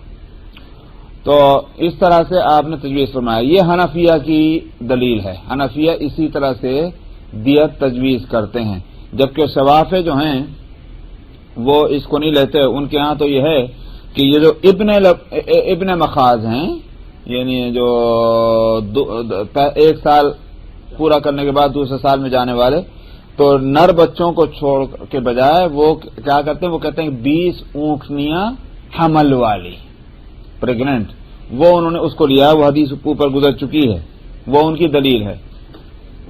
اور یہ کیا نام ہے، روایت ہانا کہ ابو داؤد، ترمذی، ابو داؤد اور نسائی کی ہے، لیکن یہاں صاحب کتاب چونکہ ذرا اس معاملے میں شافعی المسلک ہیں، یہ کو انہوں نے اس حدیث پر اپنا نفی کیا ہے اور کہا ان کے صحیح یہ ہے کہ یہ حدیث جو ہے وہ ابن مسعود پر موقوف ہے۔ موقوف ہونے کا معنی یہ ہے کہ نبی کریم صلی اللہ علیہ وسلم تک نہیں جائے گی روایت، اس میں تو یہ ہے کہ آپ نے فیصلہ فرمایا تو مرفوع ہو جاتی ہے۔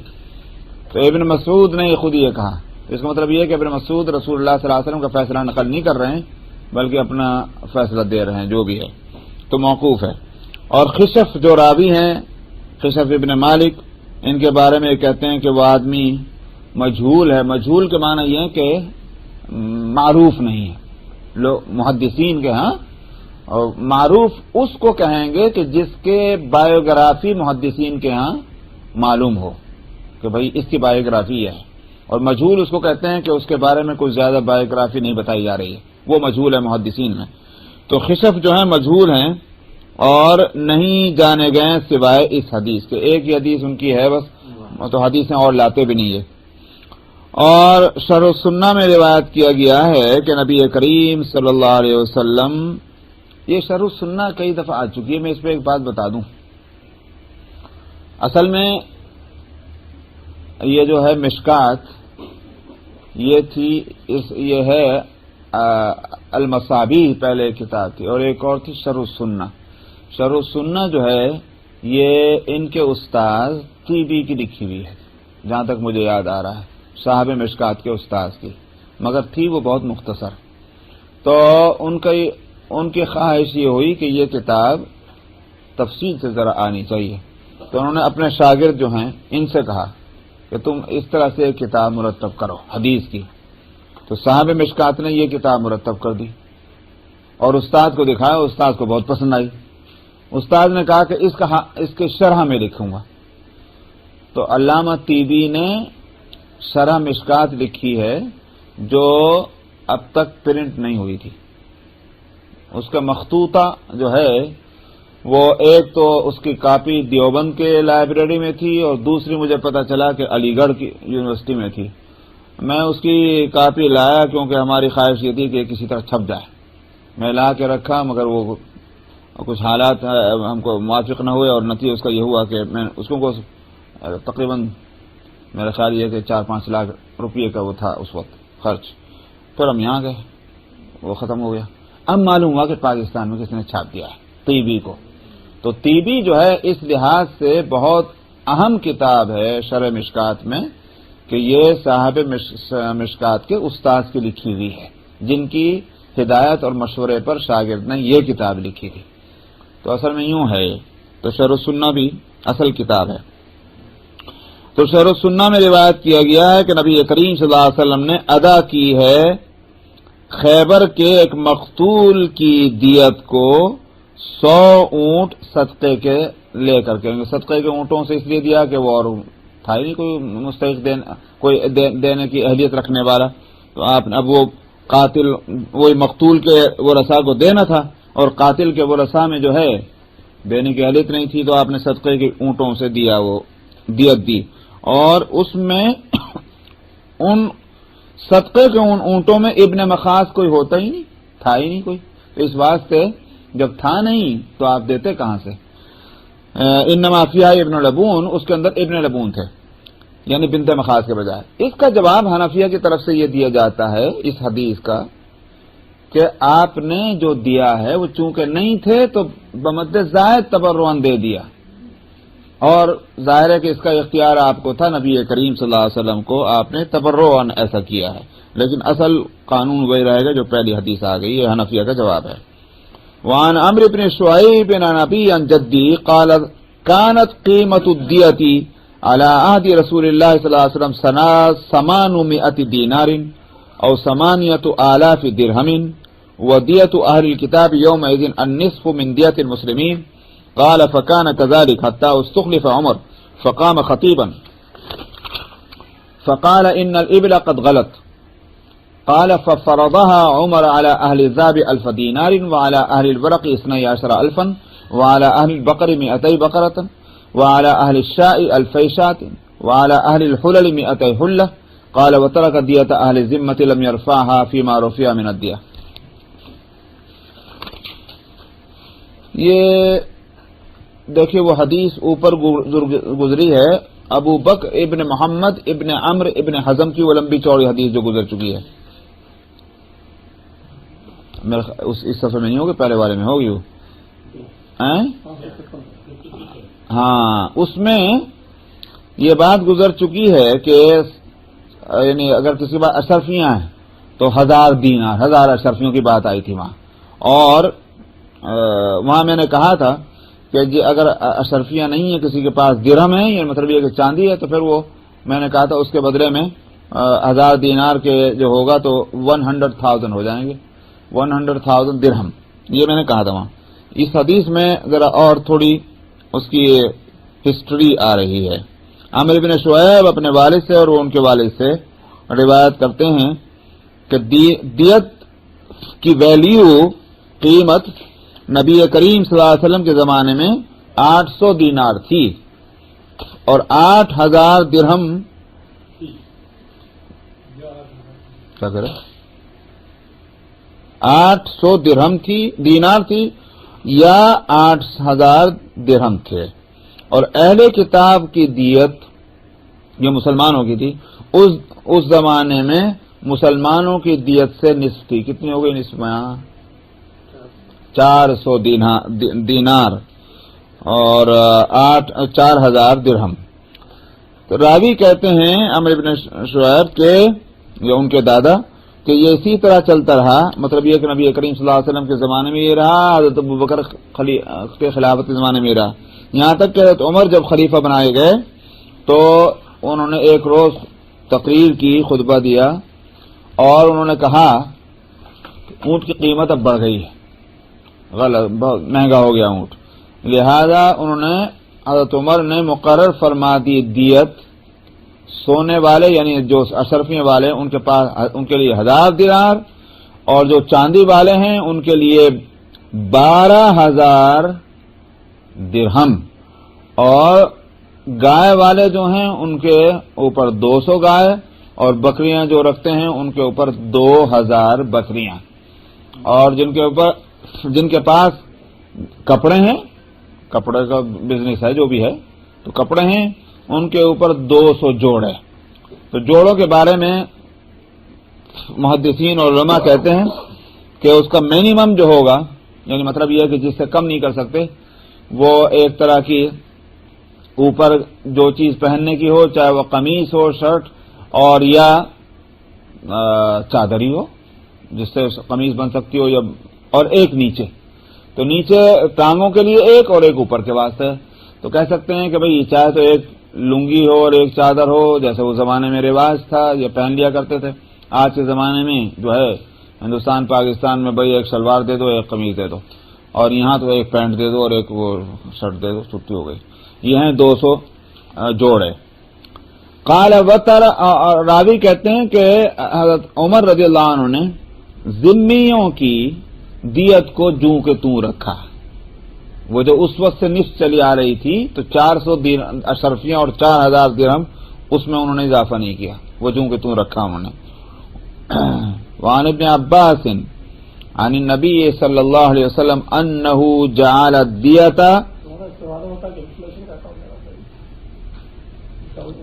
نہیں اس سے تو انکار نہیں ہے، مگر دیکھنا یہ ہے کہ اس کو کہاں کہاں اس کا امپلیمنٹیشن ہوگا. سمجھ میں آیا؟ اس کے معنی یہ ہوں گے کہ ایک چیز جو آج تجویز کی جا رہی ہے، آج اس کو مقرر کر رہے ہیں، تو بے شک آج کے ریٹ سے کریں گے. لیکن جو قرض کسی نے لے لیا ہے، مثال کے طور پر جو معاملہ ہو چکا ہے، اس نے کہا میں 30 سال میں $10,000 آپ کو دوں گا.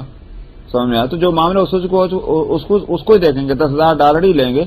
یہ نہیں ہو سکتا کہ انفلیشن کو یہاں. آج بھی اگر ہو تو کسی کا اونٹوں کا حساب. ہاں ٹھیک ہے، بالکل.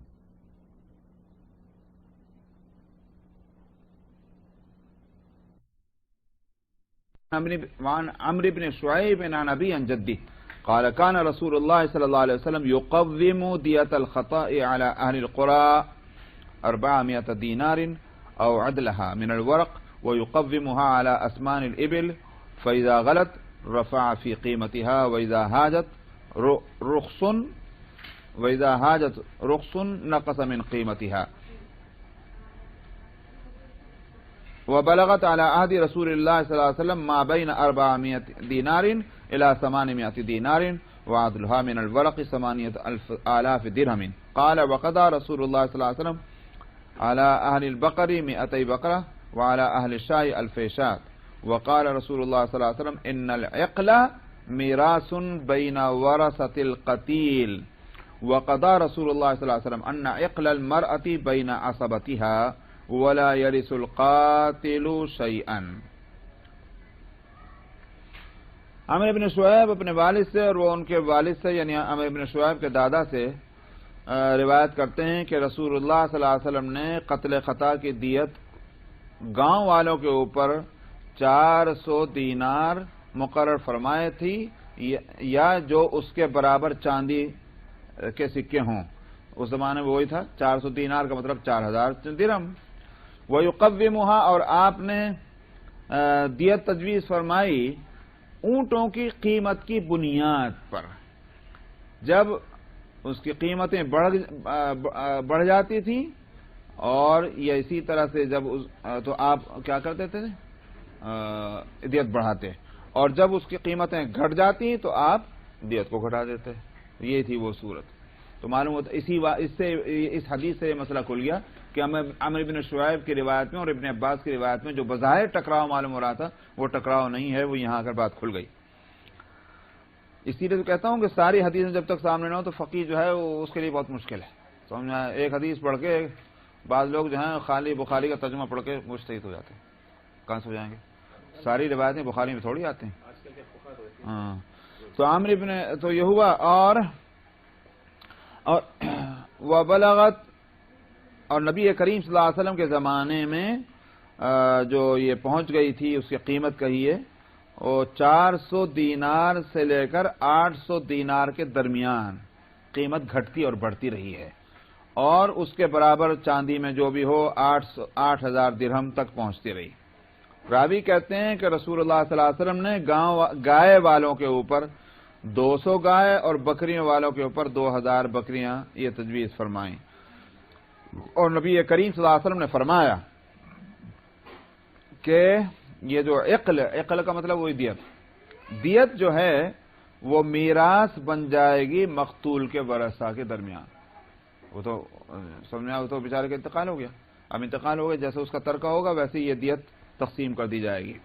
اور رسول اللہ صلی اللہ علیہ وسلم نے فرمایا کہ عورت کی جو کیا ہوگی دیت ہوگی، مثلا کسی عورت نے اگر کسی کو قتل کر دیا، جو حدیث گزر چکی نا پہلے وہ 100 کنوں کی لڑائی میں، تو اس بات سے اگر کسی عورت نے قتل کیا تو پھر اس کی دیت کس پر آئے گی؟ آج کے زمانے میں تو امریکہ میں مسئلہ بڑا ٹیڑھا ہو جائے گا.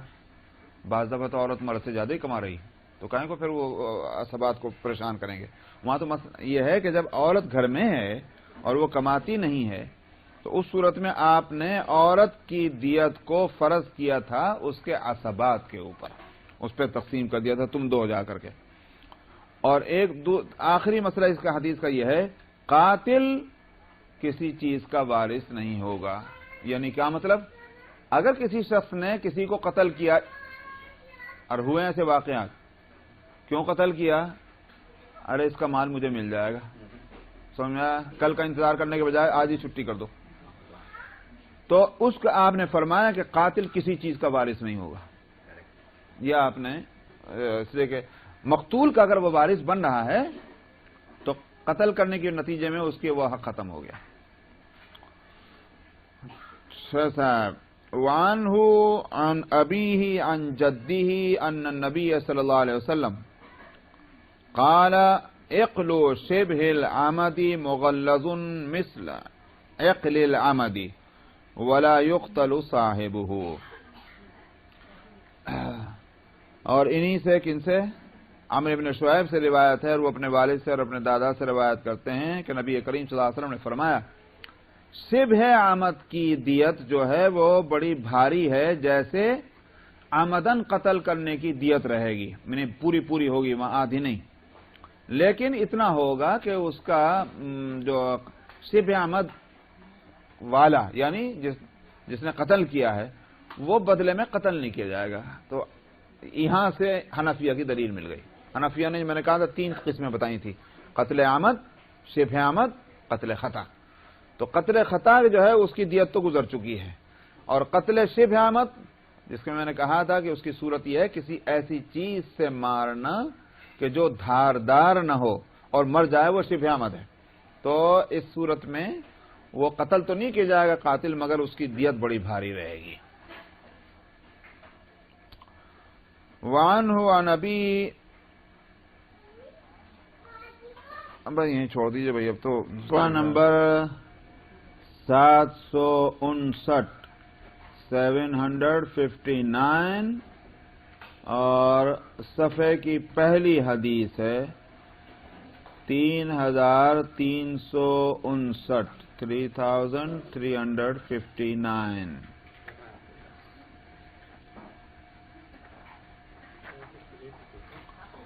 بسم اللہ الرحمن الرحیم. اس کا ترجمہ کیا کیا ہے؟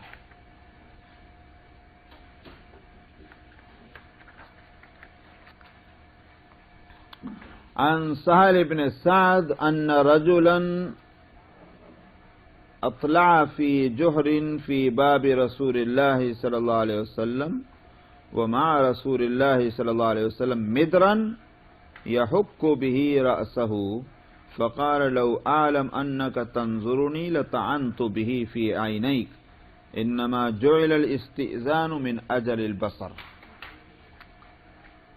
سہل ابن سعد سے روایت ہے کہ ایک شخص نبی کریم صلی اللہ علیہ وسلم کے دروازے میں ایک سوراخ سے، جو دروازے میں ہوتے ہیں نا ریخ، اس کو کیا بولتے ہیں، دراز یا ریخ بند ہوتی اس طرح، تو وہ ایک سوراخ سے اس نے وہاں سے جھانکا. تو نبی کریم صلی اللہ علیہ وسلم کے ہاتھ میں ایک ایسی چیز تھی کہ جس سے سر آپ کھجلا رہے تھے. وہ کیا چیز، اس کے لیے کئی لفظ آ رہے ہیں، کنگھی بھی بول سکتے ہیں. ایسی وہ چیز کہ جو پیچھے سے لکڑی لگی بھی ہو اور آگے سے اس پہ دندانے ہوں، اور آپ نے دیکھا ہوگا بازاروں میں بنا دیتے ہیں کہ بھئی ذرا کمر کھجلانے کے واسطے، یا کوئی جہاں تک ہاتھ نہ پہنچے وہاں کھجلانے کے لیے کوئی ایسی لکڑی، تو وہ ہے مدرن. آپ کے ہاتھ میں وہ تھی، تو آپ نے وہ فرمایا یحک بھی راسہ، وہ اسی کہ آپ اس سے اپنے سر کو کھجلا رہے تھے. تو آپ نے فرمایا کہ اگر مجھے یہ بات معلوم ہو کہ تو مجھے دیکھ رہا ہے تو میں اس لکڑی سے تیری آنکھ میں مارتا. لطعنت به عینیک. اور آپ نے فرمایا کہ یہ اجازت لینا رکھا ہی کیا ہے دیکھنے کی وجہ سے، تو اگر تم نے دیکھ ہی لیا تو پھر اجازت کا فائدہ کوئی نہیں ہے. جب کسی کے ہاں جائیں تو اجازت لینی چاہیے کہ بھئی ہم آ سکتے ہیں کیا، السلام علیکم وغیرہ جو بھی. لیکن جب پہلے ہی جھانک لیا تو پھر اجازت کا مطلب کیا رہ گیا؟ اجازت تو اسی لیے رکھی گئی تھی. تو تم جھانکتے ہو، تم نے جرم کیا یہ، تو آپ کو اس پر بہت ناگواری ہوئی. وعن عبداللہ ابن مغفل انہ رأى رجلا. اس مطلب یہ کہ یہ حدیث دراصل پہلی جو حدیث گزر چکی ہے جس میں یہ تھا کہ اگر کوئی شخص جھانک رہا ہو کسی کے گھر میں اور کسی نے اٹھا کے کنکر مار دی اور اس سے آنکھ کو نقصان پہنچا تو اس پر کوئی تاوان نہیں ہوگا. اس سے ملتی جلتی وہی مضمون اس میں آ گیا، ورنہ اگر تاوان ہوتا تو آپ یہ نہ فرماتے کہ میں تیری آنکھ میں مار دیتا. وعن عبد الله بن مغفل انه راى رجلا يخزف فقال لا تخزف فان رسول الله صلى الله عليه وسلم نهى عن الخزف فقال انه لا يصاد به صيد ولا ينكأ به عدو ولكنها قد تكسر السن وتفقأ العين. عبداللہ بن مغفل سے روایت ہے انہوں نے دیکھا ایک شخص کو کہ وہ کنکری پھینک رہا تھا. کنکری پھینکنے کا یہ خزف یخزف آتا ہے. دیکھیے یہ انگوٹھے پر ایک انگلی رکھ کر کے ایسے جو پھینکنا ہوتا ہے یوں کر کے یہ ہے خزف یخزف. تو اس طرح سے وہ کنکریاں یوں پھینک رہا تھا.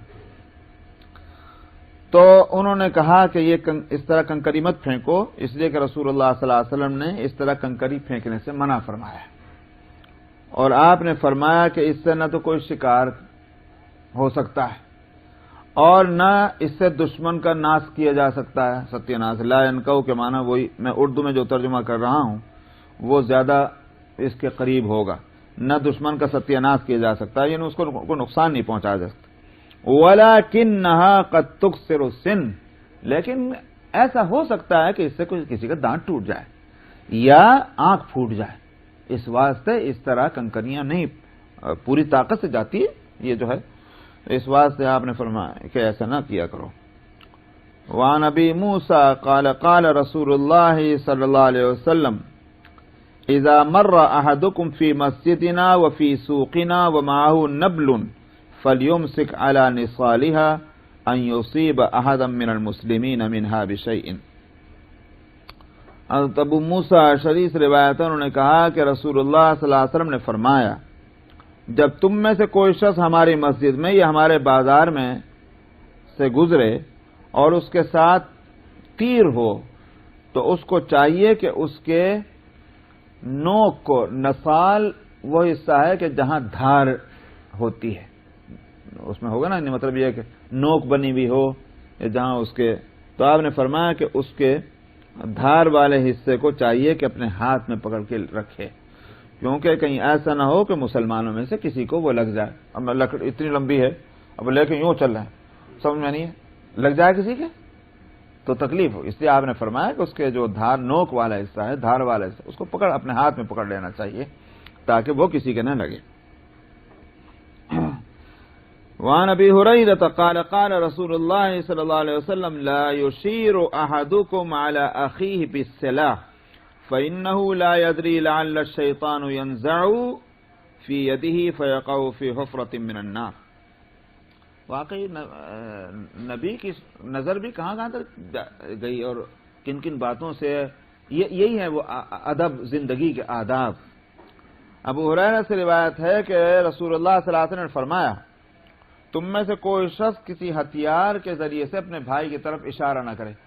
آپ کو بعض لوگوں کی عادت معلوم ہوگی کہ کوئی چیز بھی ہاتھ میں ہوگی تو بات کریں گے تو وہ اسی کو پکڑ سمجھ میں آیا کچھ بھی ہو تو وہ ہوتی ہے. اب کسی کے ہاتھ میں آج کے زمانے میں پستول ہے تو وہ یا ہلکی پھلکی بندوق ہے رائفل ہے اب اسی کو لے کر یوں بات کرنے لگے ہوں تو اس پہ آپ نے فرمایا کہ کوئی شخص ہتھیار کے ذریعے سے اپنے بھائی کی طرف اشارہ نہ کرے کیونکہ اس کو نہیں معلوم کہ شاید شیطان اس کے ہاتھ میں گھس جائے. اور ینزغو بھی لفظ پڑھا گیا اور ینزعو بھی. نزع ینزعو کے معنی آتے ہیں نکالنے کے اور ینزغو کے معنی آتے ہیں بھٹکانے بچلانے بہکانے. یہ تو شیطان جو ہے وہ اس کے ہاتھ میں نہ نکل جائے. فیقو اور اس طرح سے کیا ہوگا کہ وہ ہتھیار چل پڑا تو فرمایا کہ وہ جو ہے جہنم کی آگ میں گڑھے میں جا کے گرے کیونکہ اس نے اپنے بھائی کو مارا ہے اپنے مسلمان بھائی کو. تو جو معلوم ہوا کہ کسی مسلمان بھائی کے قتل کرنے سے آدمی جہنم کا مستحق ہوتا ہے. وعنہ قال قال رسول اللہ صلی اللہ علیہ وسلم من اشار الى اخیہ بحدیدۃ فإن الملائکۃ تلعنہ حتی یضعها وإن کان اخاہ لأبیہ وامہ. ابو ہریرہ سے روایت ہے کہ رسول اللہ صلی اللہ علیہ وسلم نے فرمایا جس شخص نے اپنے بھائی کی طرف کسی حدیدہ کہتے ہیں وہ جو چھوٹا سا خنجر نما وہ ہوتا ہے نا وہ آپ نے کہیں دیکھا ہوگا. ایک تو ہوتا ہے چھرا سیدھا اور ایک ہوتا ہے وہ ٹیڑھا سا وہ ہے کہلاتا ہے حدیدہ. ان میں ٹیڑھا خنجر ہی بولیں گے نا، اسے چھوٹا جو ہوتا خنجر، ٹیڑھا خنجر، وہ حدیدہ کہلاتا تھا. اگر کسی کی طرف اپنے خنجر سے اپنے بھائی کی طرف اس نے اشارہ کیا، فرمایا فرشتے جو ہیں وہ اس پر لعنت بھیجتے رہتے ہیں یہاں تک کہ وہ اس ہتھیار کو اپنے ہاتھ سے نیچے رکھ دے. سمجھا؟ اور اگرچہ وہ اس کا باپ اور ماں شریک بھائی ہی کیوں نہ ہو. یعنی مراد یہ ہے کہ سگا بھائی جو ہوگا ظاہر ہے کہ اس کے قتل کا ارادہ نہیں کرے گا آدمی، مگر اس کے باوجود ہتھیار لے کر کو اس سے باتیں ہیں، اشارہ یہ وہ، تو کہیں بھی شیطان جو ہے کوئی حرکت کر ڈالے تو وہ اس کا بھائی مارا جائے گا. تو اس لیے جب تک کہ وہ فرشتے لعنت بھیجتے رہتے ہیں کہ اس نے غلط حرکت کی ہوئی کہ ہاتھ میں ہتھیار لے کر اس سے ہلا جلا کے باتیں کر رہا ہے. بہت احتیاط ہونی چاہیے. وعن ابن عمر وابی ہریرہ عن النبی صلی اللہ علیہ وسلم قال من حمل علینا السلاح فلیس منا، اور رواہ البخاری وزاد مسلم ومن غشنا فلیس منا. ابن عمر اور ابو ہریرہ رضی اللہ عنہما سے روایت ہے کہ وہ نبی کریم صلی اللہ علیہ وسلم سے نقل کرتے ہیں، آپ نے فرمایا جس نے ہمارے مقابلے پر ہتھیار اٹھائے وہ ہم میں سے نہیں ہے. ہمارے مقابلے پر کیا معنی؟ مسلمانوں کے مقابلے پر. تو مسلمانوں کے مقابلے پر جو ہتھیار لے کر آئے گا وہ ہم میں سے نہیں ہے. یہ بخاری کی روایت ہے، اور مسلم نے اس میں یہ اضافہ بھی کیا ہے وَمَنْ غَشَّنَا فَلَيْسَ مِنَّا، جس نے ہمارے ساتھ خیانت کی وہ ہم میں سے نہیں ہے. تو مسلمان کو خیانت کے لیے ضروری نہیں کہ مال ہی کا مسئلہ ہو. خیانت تو ہر چیز میں ہو سکتی ہے، بات میں بھی ہو سکتی ہے، مال میں بھی ہو سکتی ہے. تو جس نے مطلب یہ کہ جس سے مسلمان کو نقصان پہنچے جس بات سے، ایسی صورت کرنا. جس نے ہمارے ساتھ خیانت کی وہ ہم میں سے نہیں ہے. ہاں اگر کوئی اگرچہ اس حدیث میں کوئی ضروری نہیں کہ اس بات کو کہا جائے، لیکن ہو سکتا ہے کسی کو شبہ ہو. بھئی اگر وہ مسلمان ہی ایک فرد ہو یا جماعت ہو، واقعی وہ ظلم کر رہے ہیں، تو پھر ان کے مقابلے پر اگر ہتھیار لے کر آنا پڑے گا، کیونکہ تو وہ تو ظلم کے مقابلے پر ہے، بھائی کے مقابلے پر نہیں. تو فتنہ تو اس نے کھڑا کیا. وعن سلمة بن الأكوع قال قال رسول الله صلى الله عليه وسلم من سل علينا السيف فليس منا. سلمہ ابن اکوا سے روایت ہے، انہوں نے کہا کہ رسول اللہ صلی اللہ علیہ وسلم نے فرمایا جس نے ہمارے مقابلے میں تلوار کھینچ لی وہ ہم میں سے نہیں ہے. وعن هشام ابن عروة عن أبي أن هشام بن حكيم مر بالشام على أناس من الأنباط وقد أقيموا في الشمس وصب على رؤوسهم الزيت فقال ما هذا؟ قال يعذبون في الخراج. فقال هشام أشهد لسمعت رسول الله صلى الله عليه وسلم يقول إن الله يعذب الذين يعذبون الناس في الدنيا. ہشام ابن عروہ اپنے والد سے روایت کرتے ہیں کہ ہشام ابن حکیم شام کے رضی اللہ عنہ شام کے علاقے میں سیریا میں وہاں سے گزرے. کچھ لوگ نبتی جو ہیں سیریا کے وہ لوگ ہوں گے جن کو آج کل آشوری کہا جاتا ہے. سمجھو نہیں؟ آشوری جو قومیں یہاں بھی ہے نا، آشوری کیا بولتے ہیں؟ ہاں بھائی ہیں یہاں، اور سیریا میں بھی ہیں، سیریا میں ابھی تک ہیں. اچھا تو ہم اس کو اردو کتابوں میں اسیریا. یہ وہ قوم ہے نبتی جو وہاں کے پرانے باشندے تھے، اسیرین. تو یہ نبتی قوم، ان کو دھوپ میں کھڑا کیا ہوا تھا نبتیوں کو، اور ان کے سروں پر تیل لگا رکھا تھا اور دھوپ میں کھڑا کر رکھا تھا. تو مطلب یہ کہ تیل اور اچھی طرح سے گرم ہو جائے، سمجھ میں ان کے سر پکنے لگ جائیں. انہوں نے کہا یہ کیا ہے، ان لوگوں کے ساتھ یہ کیا ہو رہا ہے؟ تو کہا گیا کہ یہ ٹیکس نہیں دیتے اور اس ٹیکس نہ دینے کی سزا ان کو دی جا رہی ہے. تو ہشام نے یوں کہا رضی اللہ عنہ میں اس بات کی گواہی دیتا ہوں کہ میں نے رسول اللہ صلی اللہ علیہ وسلم سے یہ فرماتے سنا کہ اللہ تعالیٰ ان لوگوں کو عذاب دیں گے کہ جو لوگوں کو دنیا میں عذاب دیتے ہیں. اس واسطے یہ طریقہ کار جو ہے غلط ہے. ٹیکس نہیں دے رہے ہیں تو ان کی جو بھی بندوبست ہونا چاہیے، لیکن اس طرح سے ان کو دھوپ میں کھڑا ہو کر کے ستانا یہ تو عذاب کی شکل ہے. تو عذاب جو ہیں یہ اللہ تعالیٰ آخرت میں جن کو دیں گے. دنیا میں اللہ نے کسی کو یہ حق نہیں دیا کہ لوگوں کو اس طرح کا عذاب دیں. اسی واسطے کسی جگہ پتہ نہیں آئے گا یا نہیں آئے گا، حدیث میں وہ ہے حدیث یہ ضرور کہ فقہاء نے یہ ضرور بحث کی ہے کہ جانوروں کو بھی عذاب دینا جو ہے، وہ تو ایک تو حدیث گزر چکی ہے بلی کے معاملے میں کہ ایک عورت کو آپ نے دیکھا جہنم میں اس لیے کہ وہ بلی کو باندھ کے رکھی ہوئی تھی اور نہ چھوڑتی تھی کہ وہ خود کھا رہے نہ کھانے کو دیتی تھی، تو وہ عورت اس وجہ سے جہنم میں تھی۔ تو اللہ تعالیٰ نے جانوروں کو بھی عذاب دینے کو پسند نہیں کیا ہے، اور اسی لیے فقہاء کہتے ہیں کہ مثال کے طور پر جو تکلیف دہ جانور ہیں، مثال جیسے یہ کھٹمل ہیں، تو بعض لوگوں کو دیکھا ہم نے ہندوستان میں کہ وہ گرم پانی وغیرہ ڈالتے ہیں، یہ وہ سب، وہ اسی فقہاء نے منع کیا کہ غلط ہے یہ طریقہ، یہ عذاب کی صورت، ٹھیک ہے وہ تکلیف دے رہے ہیں ان کو مار دو، مارنا الگ چیز ہے، لیکن ان کو عذاب کی جتنی شکلیں ہیں ان میں ان کو مبتلا کرنا وہ ٹھیک نہیں، تو اسی وجہ سے منع کیا کہ اللہ تعالیٰ نے قیامت میں عذاب رکھا ہے، وہ حاکم مطلق ہیں، وہ بے شک جو ایسے ہوں گے ملعون ان کو وہ اللہ عذاب دیں گے، لیکن دنیا میں کسی کو حق نہیں دیا کہ وہ عذاب دے، ہاں سزا دینا الگ بات ہے۔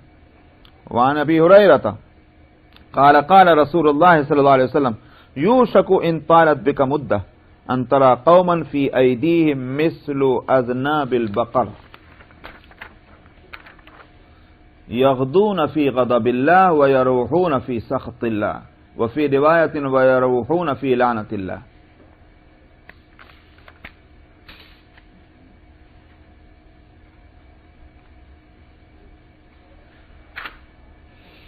ابو ہریرہ سے روایت ہے، انہوں نے کہا کہ رسول اللہ صلی اللہ علیہ وسلم نے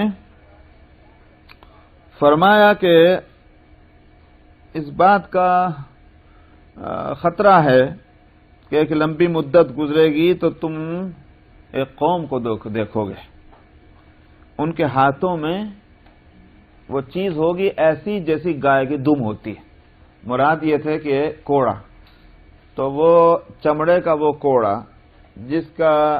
جس کی چوڑائی جو ہے وہ 1 انگلی کے برابر، اور جہاں وہ اینڈ ہے اس کا سرا وہاں اس کی گرہ باندھی جائے، سمجھا نہیں بات، وہ اس کو آپ فرما رہے ہیں مثل اذناب البقر وہ ہے، اور اس کو سیاد بھی کہتے تھے، اور نہیں ان کوڑوں کو عرب میں مقارع کہا جاتا تھا، اصل میں تو قرع یقرع کے معنی آتے ہیں کھٹکھٹانے کے، لیکن ایسے کوڑوں کو کہ جن کی آگے گرہ باندھ دی جائے تو وہ بڑے خطرناک ہوتے ہیں نا بھائی، سمجھ میں آیا، وہ تو جہاں پڑیں گے وہ تو بدن میں بھی گڑھا ہی ڈال دیں گے بلکہ گوشت اڑا دیں گے، تو وہ مقارع ان کو کہا جاتا تھا عرب میں۔ اس کے لیے آپ نے فرمایا کہ ان کے ہاتھ میں ایسے کوڑے ہوں گے جیسے گائے کی دم ہوتی ہے، تو مطلب یہ ہے کہ وہ آگے کو گرہ بندی بھی، فرمایا کہ وہ ان کی صبح اللہ کے غضب میں گزرے گی اور شام بھی اللہ کے غصے میں گزرے گی، مطلب یہ پورا دن مراد یہ ہے، اور ایک روایت میں ہے کہ وہ اللہ کی لعنت میں ان کی شام گزرے گی۔ وہ لوگ کون ہوں گے؟ یہاں محدثین اس کی شرح میں لکھ رہے ہیں کہ وہ جو بڑے جابر قسم کے رؤساء عمرا ان کے باڈی گارڈ کے طور پر ہوں گے، وہ ان کے ہاتھوں میں ایسے کوڑے ہوں گے، اور جو لوگوں کو ان کے دھتکارنا ہٹانا تاکہ وہ ان کے اوپر مکھی نہ بیٹھنے پائے اور ان کا جاہ و جلال جو ہے وہ لوگوں پر قائم رہے، سمجھ میں آیا، تو وہ لوگوں پہ کوڑے مار کے ہٹا رہے ہیں، ہٹو امیر صاحب کے سامنے سے ہٹو، ان کے لیے راستہ دو، یہ ہیں۔ تو آپ نے فرمایا کہ جو اس طرح کے کوڑے لیے ہوئے اور لوگوں کو مار رہے ہوں گے ایک آدمی کی خاطر، فرمایا کہ ان کی صبح اور شام اللہ کے غضب میں گزر رہی ہوگی۔ اسی واسطے نبی کریم صلی اللہ علیہ وسلم کی تربیت کا جب تک اثر رہا ہے تو صحابہ رضی اللہ عنہم، تو صحابہ تابعین تک کا جو دور بنو امیہ کا بھی زمانہ جو گزرا ہے، تو حضرت معاویہ رضی اللہ عنہ کی اولاد کے درباروں تک میں بھی ان کے گھر بھی بڑے سادہ ہوتے تھے۔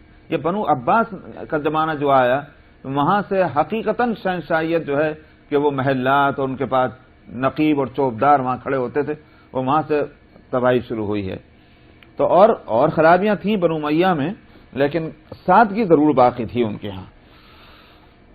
وعنہ قال قال رسول اللہ صلی اللہ علیہ وسلم صنفان من اہل النار لم ارہما قوم معهم سیات کاذناب البقر یضربون بها الناس ونساء کاسیات عاریات ممیلات مائلات رؤوسهن کأسنمة البخت المائلة لا يدخلن الجنة ولا يجدن ريحها وَإِنَّ رِيحَهَا لَتُوجَدُ مِن مَّسِيرَةِ كَذَا وَكَذَا. رواہ مسلم. کن کی ہے یہ روایت؟ ابو ہریرہ کی ہے ہوگی. ابو ہریرہ رضی اللہ عنہ صحیح سے روایت ہے. انہوں نے کہا کہ رسول اللہ صلی اللہ علیہ وسلم نے فرمایا کہ 2 قسم کے لوگ جہنم والے ہیں، میں نے ان کو نہیں دیکھا. نہیں دیکھنے کی کہ معنی یہ ہے آپ جو معراج میں تشریف لے گئے تو ان کو جہنم میں آپ نے دیکھا نہیں مگر ہیں جہنم میں. یہ بھی ہو سکتا ہے. اور یہ بھی ہو سکتا ہے کہ میں نے ان کو ابھی یہاں اپنی زندگی میں دنیا میں نہیں دیکھا مگر وہ جہنم کے دو قسم کے لوگ ہیں جو جہنمی ہیں. ایک تو وہ قوم کہ جن کے ساتھ وہ کوڑے ہوں گے جیسے گائے کی دم ہوتی ہے کہ جس سے لوگوں کو وہ مارتے ہوں گے. یہ وہ میں نے جو پہلی حدیث میں گزر چکا. ایک تو وہ گروپ ہے جہنمی ہے. دوسرا فرمایا وہ عورتیں جو پہنی بھی ہوں گی اور ننگی ہوں گی. کیا مطلب پہنی بھی ہوں گی اور ننگی بھی ہوں گی؟ 2 باتیں کہ یا تو باریک کپڑے ہوں گے، ایسے باریک جس سے بدن چھپتا نہیں ہے، یہ مراد ہے. اور ایک یہ بھی ہے کہ اتنا ٹائٹ ہے وہ کپڑا کہ اس سے بدن جو ہے وہ چھپ نہیں رہا بلکہ اور اچھی طرح سے نمایاں ہو رہا ہے. یہ ہے کاسیات عاریات. کہتے ہیں کہ اس زمانے میں بھی بعض عورتیں، یعنی آپ کے فرمانے کا حاصل تو یہ کہ آپ نے نہیں دیکھا، لیکن لکھ رہے ہیں علماء کہ اس زمانے میں بعض عورتیں یہ ایسا ہوتی تھی کہ جو وہ اوڑھنی ہوتی تھی وہ اس کو پیچھے سے لا کر یوں ڈال دیتے تھے. سمجھے نہیں؟ یہاں سے کندھے سے لایا یوں ڈال دیا. اس سے کیا ہوتا تھا کہ وہ سینہ تو ڈھکا ہی نہیں گیا، وہ تو کھلا ہی رہ گیا. تو یہ صورت ہو یا جو بھی صورت ہو، بہرحال حاصل یہ ہے کہ بدن کو چھپانا جو ہے وہ لباس نے چھپایا نہیں ہے، وہ تو بدن نمایاں ہے. یہ ہیں. اور مائلات ممیلات مائلات. ممیلات ان کے معنی یہ ہیں کہ مردوں کی طرف کو جھکنا. یہ تو ممیلات مردوں کو اپنی طرف جھکانا اور مائلات مردوں کی طرف جھکنا. یعنی مطلب کیا ہوا کہ مردوں کو متوجہ کرنا اپنی طرف، یہ وہ ہے وہ صورت کہ اپنی کسی بھی حرکتوں سے، اپنے لباس سے، اپنی چال سے، اپنی ڈھال سے، اپنی باتوں سے مردوں کو کسی طرح سے متوجہ کر